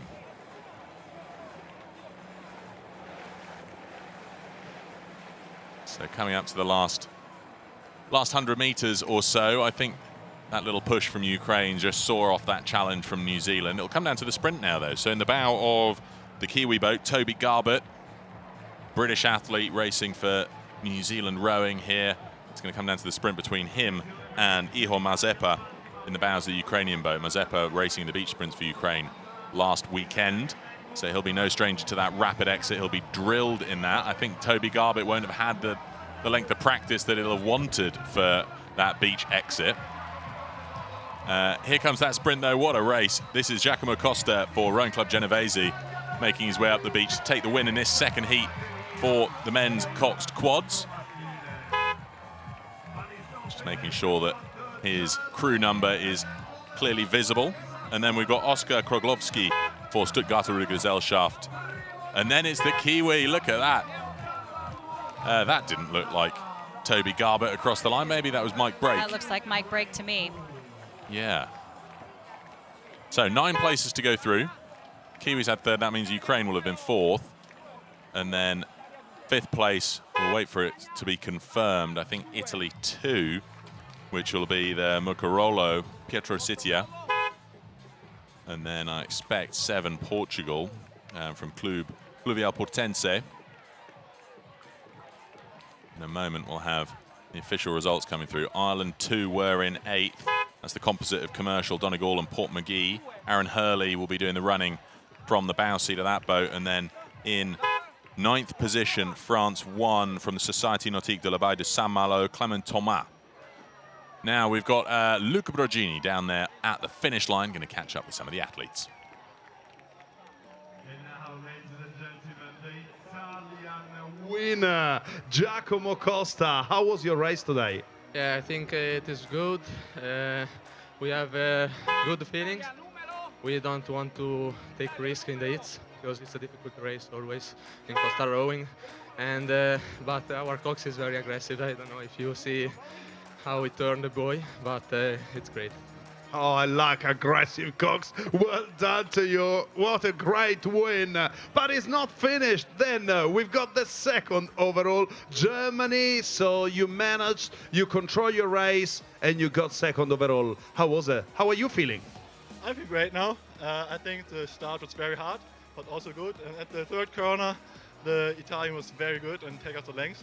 But I think if we practice this, that will be good tomorrow. Oh, will be good tomorrow. We can't wait to see you tomorrow. What are you going to eat tonight to recharge for tomorrow? I think pasta. So pasta make you go faster. So yes. That's good to know. Well done to Germany. And now we've got Ukraine here. You came 4th overall. How are you feeling now? How was it? It's very difficult because we had preparation maybe for the first place, but it's really hard now, but we will see what will be in final A. Well, we can't wait to see you racing in final, but let's move to the next qualifier, as is another crew from Italy. Well done, you really stormed home.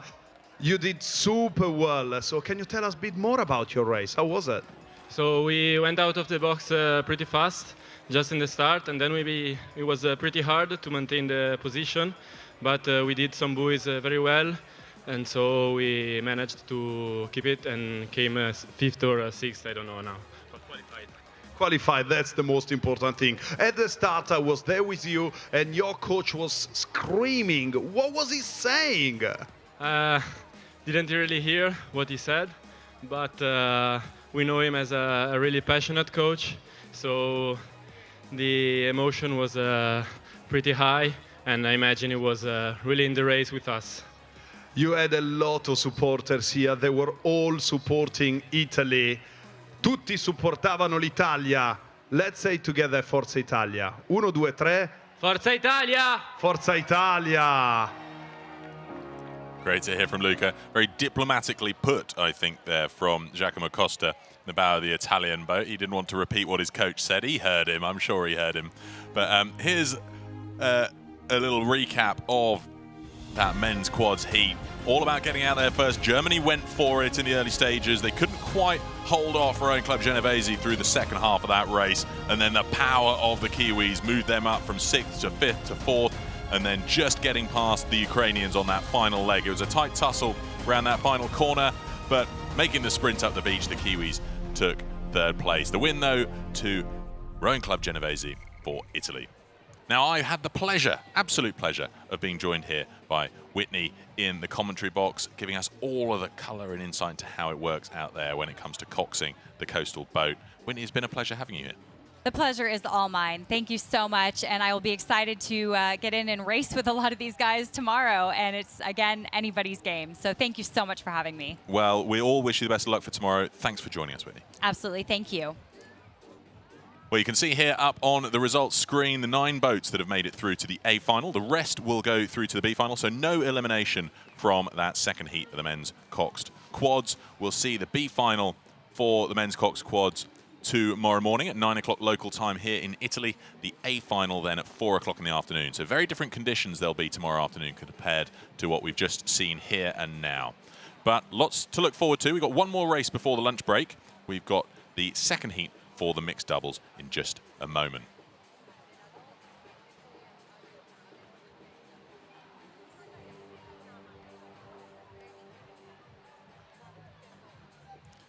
So we've got 13 boats lining up for the mixed doubles second heat, 6 to go through to the A final, another 6 to the B final, and then last place is eliminated from competition.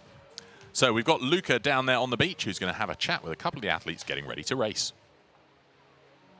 We are about to start the next race, and of course we've got our wonderful team here from the Denmark. Are you excited about the race today? We are so excited. Are you crazy? We've been waiting for this. Yeah. What do you think about Barletta? It's nice. It's beautiful. It's an amazing old city and very beautiful beach and rich conditions. When you look out, you think it's flat water. No, it's coastal water, even in this light wind. Yeah. It's been so exciting yesterday. So, all the best of luck to you. Thank you. Thanks. But let's keep running. Let's keep running. And here we go again with the... Oh la la! You're racing every day! What's going on here? Oh yeah, let's go around again. Why not? But yeah, this time I got a powerhouse with me. Let's hear from the powerhouse then. Let me go around the boat here into the water. What are you expecting? Well, we came here to have fun and pull hard, and we've been having fun all week, so I guess we need to go out there and pull hard. Why you pick this hat? Keep my ears warm if it gets cold. All right, all the best. What do you think about the conditions? It's lovely out there. You enjoyed it, and we can't wait to see your power from what I heard. Okay, let's keep running here. Let's keep running. We fly all the way to Finland. And I love your mirror there. Let's show that to the world. Okay. You ready? Yes, I'm ready. What are you looking for? To place for A final, of course. That's great. How long you've been training together? We just started a few minutes ago. That's interesting. Yeah, because we had to change the combination because of the illness, and we just started together, but we are very excited. Well, all the best. Good luck. Thank you. Thank you. Always so great to hear from Luca. Looks like there's been a substitution there. We were due to have Otti Lappi racing alongside Makalai for the Finnish Coastal Rows, now joined by Hiltunen. This is Wolfgang Siegel for Austria, along with Henrietta Ringleb from the Austrian rowing team. But joining me here in the commentary box, I have the amazing Brooke Downs. Brooke, it's great to see you. You were racing this morning in the Next Level USA boat in the mixed double. Welcome to the commentary box. Yeah, thank you for having me. This is really exciting. It was fun racing this morning. Yeah, tell us about that race. So we're about to watch the second heat of the mixed doubles. You were in the first one. What was it like? Yeah, it was, the conditions were pretty moderate out there, but we had a little bit of a slower start, but we were able to walk in the middle, and we had a bit of a collision turning around the last turning point, which put us in a non-qualifying position, but I just got word that there's a possibility that we might sneak back into the B final, but we have to wait until both these heats are finished until we find out. Okay, interesting. So still a lot of tension to see whether you'll progress or not. But that's frustrating, isn't it, when a clash happens? That's sort of also sport, isn't it? So when I caught up with you earlier, you were quite sort of pragmatic on it. But there's hope now. There's light. Yeah, I kind of had accepted that we weren't going to be racing again, so it's, nice to have a little bit of hope. But I just, I still have another race tomorrow in the women's quad, so either way it'll be fine. But it's fun to be racing with everybody, racing with all our friends from all over the world. So that's what I love about this variation in rowing. It's like everybody's doubling up. We just saw Claire Jameson there with Charlie Cousins from the Mumbles Amateur Rowing Club Great Britain 2.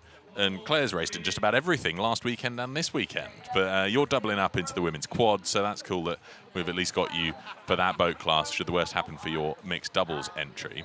Look at this, Brazil. We see them so frequently, actually, that Brazil combination of Rinka Pereira and Ferreira from the Brazil rowing team. But talk us through what you guys do. What happens with you and Mason when it comes to prepping before your race? Do you have a way of getting psyched up or in the zone, or are you just enjoying what's happening around you? Yeah, we just tried to stay calm, especially during the warm up, and as we head out into that first buoy. It's a 4K race, but it really is a race to turning point 1. So we just like to stay calm and then, just change with the conditions. They're not, super crazy out there. They might be picking up a little bit, but you can definitely feel the difference as you go around each turn, just with the currents. So when we look at this lineup here, it's quite a stacked field, actually, isn't it? You've got the British there, Jameson and Cousins, British internationals. You've got some Austrian international there, Chiara Hallamar. Lukas Hasanovic in the bow seat. He's not been too well, so we'll get confirmation in a minute that he's actually racing here, or if he's been subbed in by Yuri Suchak, who was in our commentary box earlier this morning. Now, you're quite tall, Brooke. So when it comes to the beach start here, do you opt for that deeper water and try to get your boat a little bit further along the course by a meter or two than the others? I've enjoyed watching the lineup here and how far into the sea the athletes like to start. Yeah, definitely in the women's quad when I was in bow seat, they kind of just let me go as far as I could and just long legs, trying to get a little bit deeper. It's interesting with the double sandbar situation, but for our mixed double, I was stroking, so I kind of just let us go as far out as my bow seat allowed. Tell the audience about that. So the double sandbar thing, what do you mean by that? Yeah, it's interesting. It gets deeper, but then it gets shallower again. So, it's been interesting to see teams and watch how far out they go. You don't want to go too far out and, miss it being too deep, but there is a possibility that it picks up again. Cool. Okay, so some are wondering whether they find that slightly shallower bit where there's a sandbar, just because we can't see that obviously on the TV screens, but you guys know it's there, and obviously you can take advantage of your height to be in the bow seat of the quad. Now, when it comes to deciding who's going to do the run at the end, how did you choose that in your mixed double? We just chose the bow seat, and Mason's also a lot faster than I am, so it worked out with our seating position. That's what we had been practicing, and this is his first time here, and he did a great job with his exit. So, and he steered a great course as well, which was awesome. But yeah, the person that has been closer to the finish line has historically jumped out in all our USA boats. So when it comes to, it's his first time here, I think you probably have the greater experience for coastal rowing, particularly with your ocean endeavor. Tell us about that first before I ask you the next question.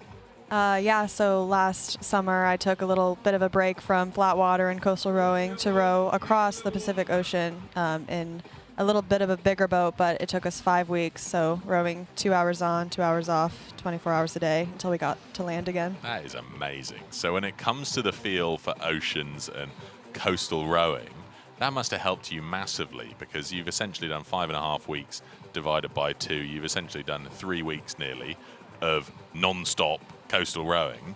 That's huge. Yeah, it's definitely helped my confidence in the water. I feel like there's nothing that I haven't seen when it comes to conditions, changing conditions, or how big waves can be and the wind, which has helped a ton for me. That's so good. So this race about to start. Second heat for the mixed doubles. 6 to go through to the A final, 6 to go through to the B final. And, look at this. It's a rapid start at the top of the field there. That looks like Friends of the Sea. Sotirios Apesos and Varvara Nicolaidou for Greece. Having a slow one off the beach there. That means it was the Henrietta Ringleb and Wolfgang Siegel of Austria out like an absolute rocket. Goodness me. So you had Mason doing the steering, but you clearly have the greater experience when it comes to the coastal rowing. How did you coach him into doing that role and make sure that you guys had a good, clean line around the course? Yeah, we had some good practices, and just teaching him to stay really calm. It's so much different than flat water. That's why I've heard a couple other people that have been sitting with you say that you got to practice the coastal rowing, and you just want to stay really loose with it. Every stroke is totally different. And you just got to, keep your eye on the buoys and, the way that the water's pushing you. So that's a crucial thing. And then you're setting the rhythm in the stroke seat. What are you doing with that rhythm through this first part? Every single person said it's basically a race to the first turning point. So are you going full tilt in this first 1250? Yeah, it was getting the rate up as high as you can, and it really just felt like a sprint to that first buoy. And then once you turn around, then you can start to maybe settle in a little bit. But yeah, there's no letting up until you make it around the turn. And it's tricky, that, isn't it? Because the athletes, I mean, out in front at the moment, I'm pretty sure that's going to be Claire Jameson and Charles Cousins for the Mumbles ARC, Mumbles Amateur Rowing Club. In the lead, it is, and they're just up on Spain. So it looks like a good start for those two boats, and then the Austrians starting to move over to solidify third place. We can just see a bow ball poking out at the bottom left of the corner of this screen. But Great Britain, it's a good start for them. And do you think that their strength and power is what's earned them this? If everybody's sprinting, nobody's really taking the endurance or measured approach to this first K. Yeah, definitely. And we can see that the Brazilians, that's Rinca Pereira and Ferreira, part of the Brazilian rowing team, comfortably holding fourth place at the moment.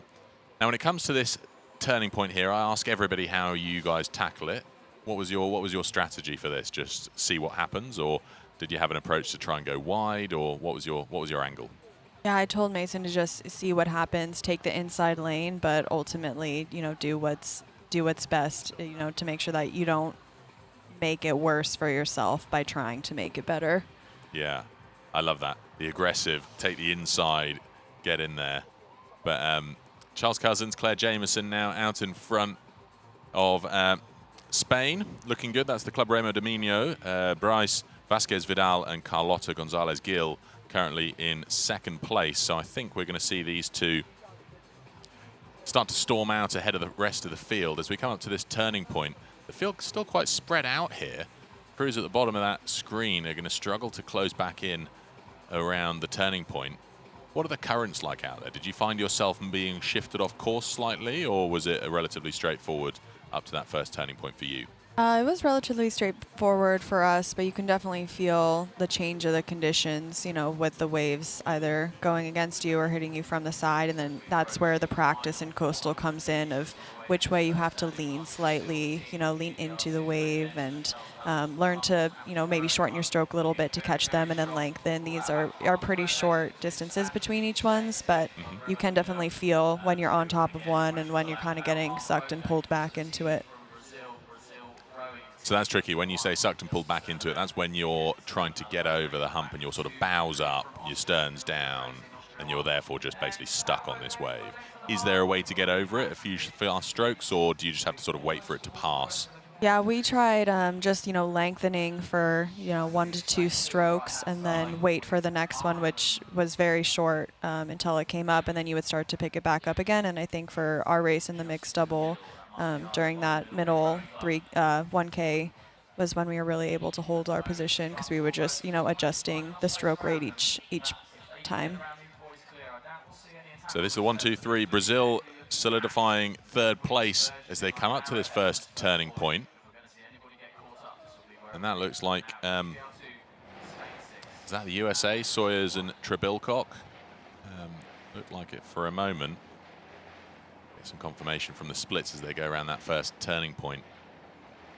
Charlie Cousins and Claire Jameson for Mumbles still out in front, though.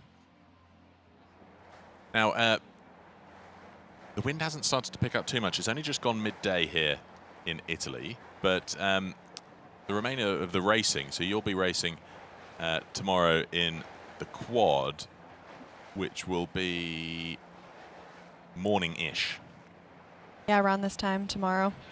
Yeah, so probably conditions very similar to this out there.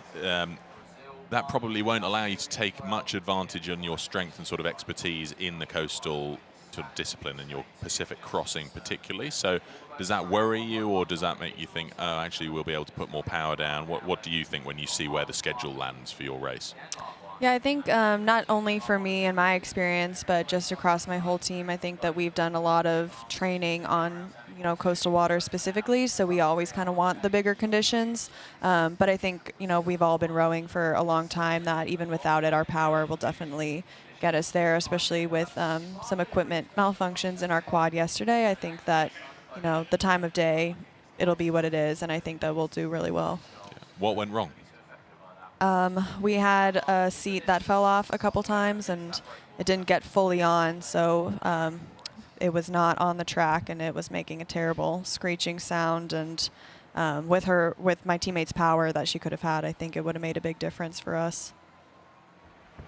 Okay, it was terrible when that sort of thing happens, but we're looking here at the battle between 5th, 6th, and 7th, where we've got Ireland 1, the Ring Rowing Club, Noel Creedon, who we just saw race a moment ago, now joined by Karen McCarthy, holding on to 5th place. Then we've got Denmark 1, that's Royvereniging Kvik, Toril Heidi, Linda Bjerg, and Peter Weil, just getting rowed through here by Finland. So Finland's combination of Vili-Pekka, Makele, and Hiltunen now starting to move up and take 6th place. So that's going to be upsetting for the Danish boat, moving back into 7th.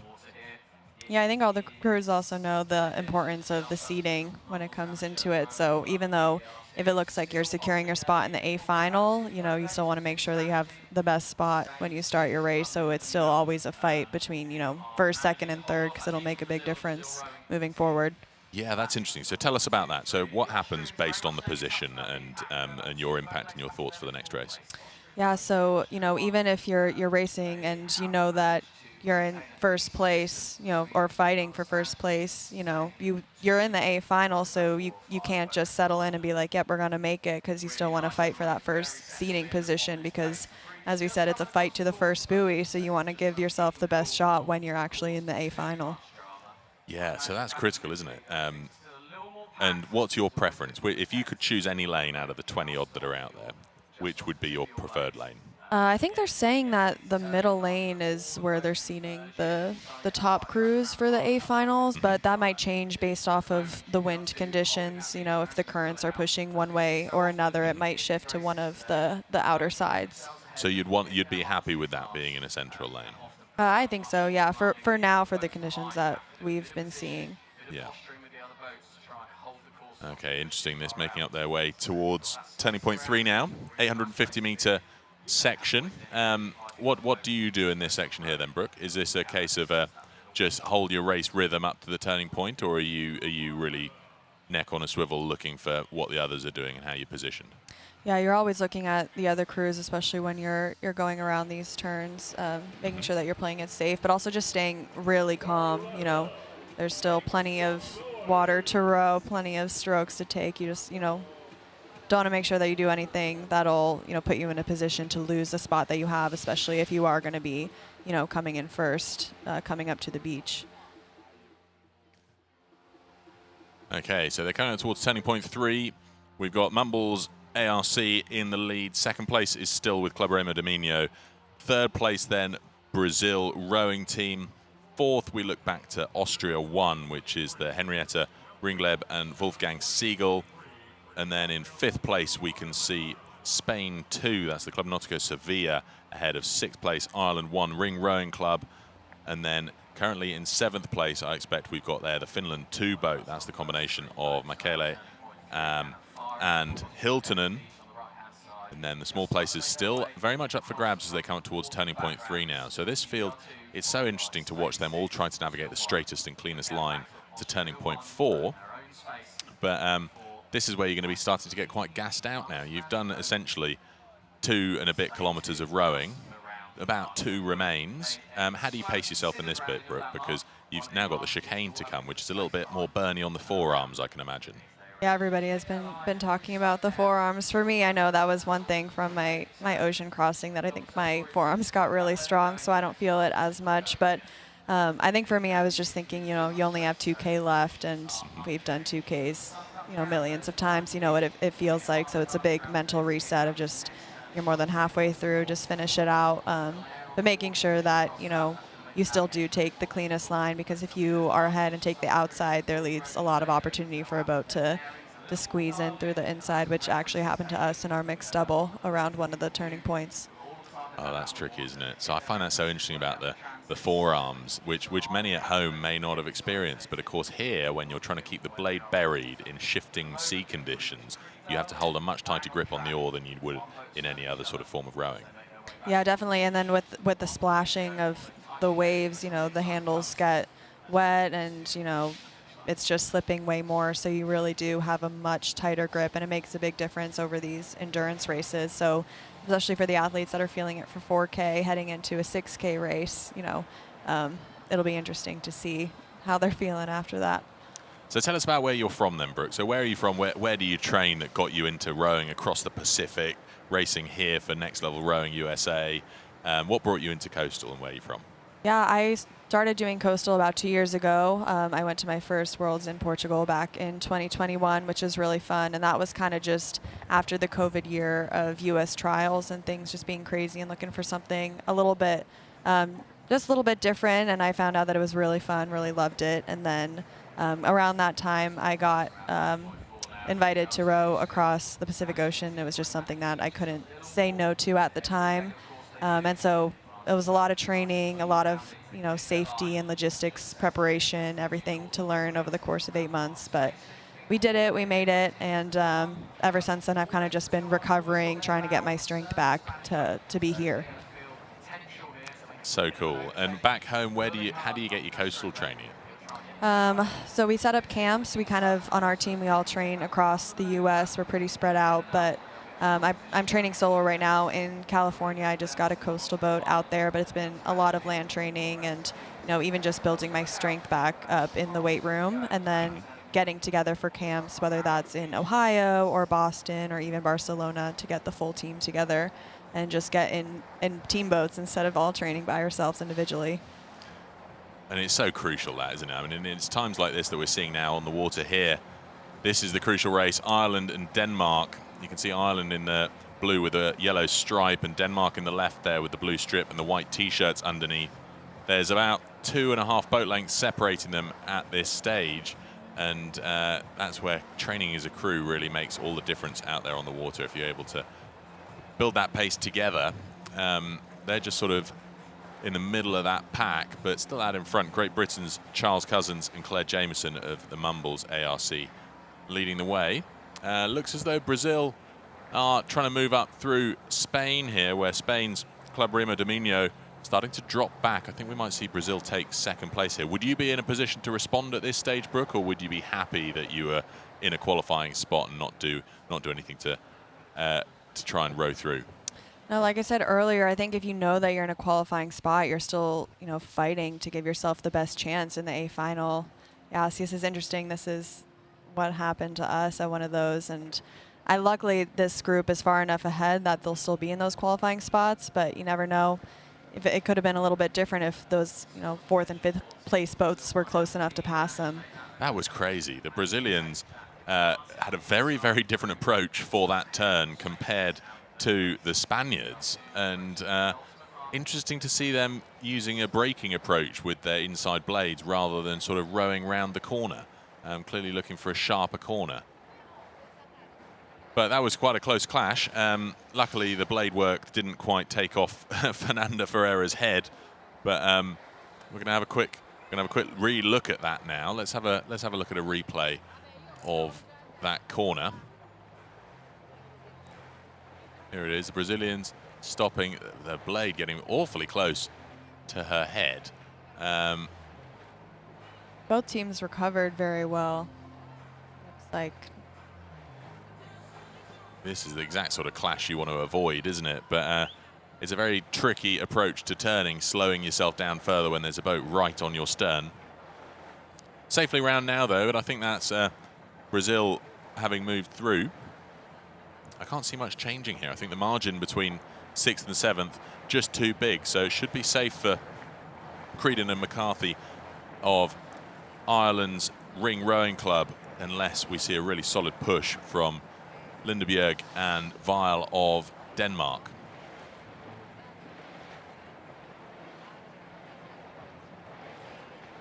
So last couple of 100 meters here. I do love watching coastal racing, but I suppose, Brooke, we just sort of wish there were a few more waves in this. I mean, those rollers, you can feel those while you're out there. Did you feel that you were able to take advantage of them much? Yeah, there was one stretch where we were able to, I feel like, catch them a little bit, but they were just coming, so quickly one after the next that it wasn't like, what we've seen in other races like in Portugal where they were much bigger and you can really ride them for a long time, or even during some of the practices coming in, you can ride them in, but the conditions don't seem to be allowing that advantage today.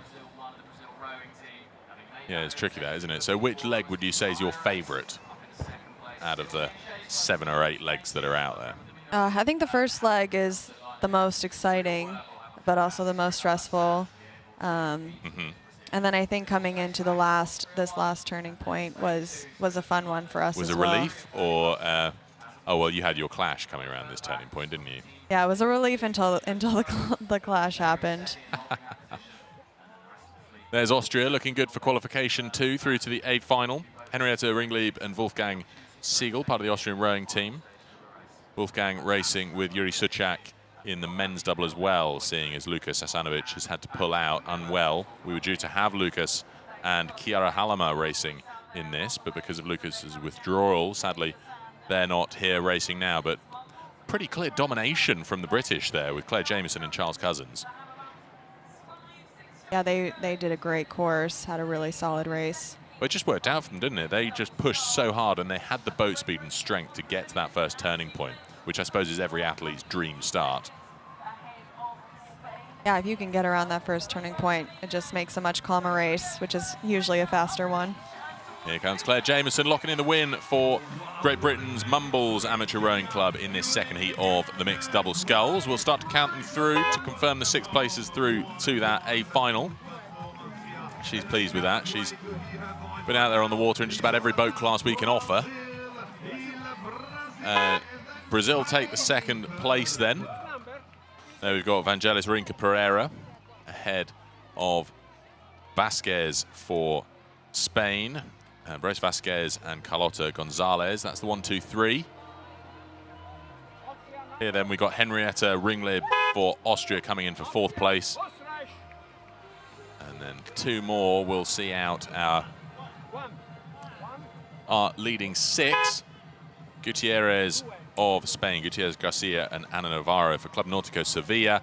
And then we should have Noel Creedon and Karen McCarthy for Ring Rowing Club Ireland taking 6th place. There's Michaela, so it was a turnaround. So Michaela for Finland will take the 6th place and progress through to the A final. So that means Ring Rowing Club of Ireland will go through to the B final.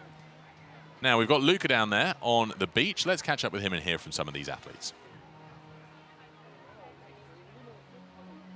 What a magic win here. Another win for Great Britain. You did so well. How was it? Yeah, it was really good fun. Less wavy than when I was in the single yesterday, but still a good race. Got to navigate the boys, think about the wind, and some great crews to race with us. Tell me about the course. How was the course today? Yeah, so it was less choppy than in the afternoon yesterday. It's quite nice we've got that straight just to try and reduce the carnage at the first buoy, and we really tried to just get there at the front there, having been caught up too many times before maybe. And then there's a lovely chicane just to keep us on our toes at the end and keep those forearms loose. Well done to you. We can't wait to see you back racing into the A final. But it's not finished. I've got my friends from Brazil here. How was it? Uma corrida incrível contra grandes atletas. A gente sabia que ia ser uma prova difícil. A gente tentou fazer a melhor estratégia possível dentro das condições. E tá aí, trouxemos o 2º lugar para o Brasil, levando o nome do Brasil cada vez mais para cima no remo mundial. Well done, well done. What an amazing race for Austria. You were the only Austrian crew here in this race and you qualified. Yeah, really pleased with that. Other athlete had to withdraw because he was sick. We took silver together at the European, so that was a shame. But no, really pleased in the final.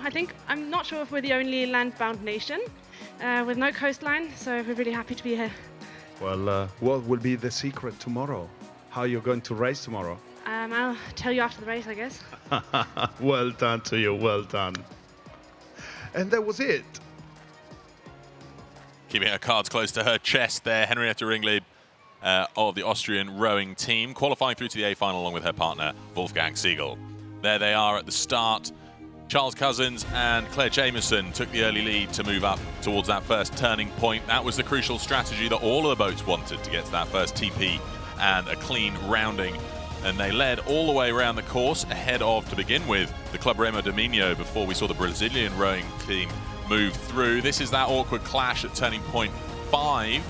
Different approaches to the corner, but it was domination from start to finish for Mumbles Amateur Rowing Club of Great Britain. Claire Jamieson crossing the line for the win. Now, through the course of that race, it's been an absolute pleasure to be joined here in the commentary box by Brooke Downs. We can see the official results there, but Brooke, you were in the previous heat.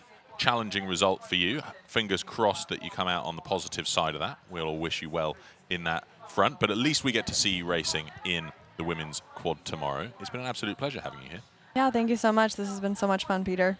Well, the pleasure is ours. It's been so nice to hear and get your insights into the racing, particularly as you're racing in the mixed doubles category 2. We're going to wrap up there, and it's been a great morning of racing. We're not quite done for the whole day yet, though, because we've got a lunch break now, and shortly after that, at 1:30, we'll get underway with the third block of today's racing, where we've got the second heat for the women's double, the third heat for the men's solo, and the third heat for the mixed double. And then we're done with all of the heats. What will remain after that is the last block of racing today from 4 o'clock local time, where we get underway with the first finals, the B finals for the women's quad, the men's double, and the women's solo. Now, Brooke, conditions are going to get a little bit spicier this afternoon. What should we look out for when it comes to the athletes that are racing this afternoon? I think it's going to be, much more exciting to watch with spicier conditions. It'll be interesting just to see how they navigate the course, especially in that first leg of the race, and then even, the entire course of just, with the changing conditions when they are a little bit bigger, just to see how it plays out. And I expect that there might be a little bit, hopefully not, but maybe some more collisions or craziness happening out there. Well, that's what makes it racing. And we're going to wrap up for lunch. Brooke, thank you again. And everybody else at home, it's been a pleasure bringing you all of the colour and spectacle of the racing through the course of this morning. It's lunchtime here in Barletta, so we'll be back with you before the next race at 1:30 local time with that second heat of the women's double.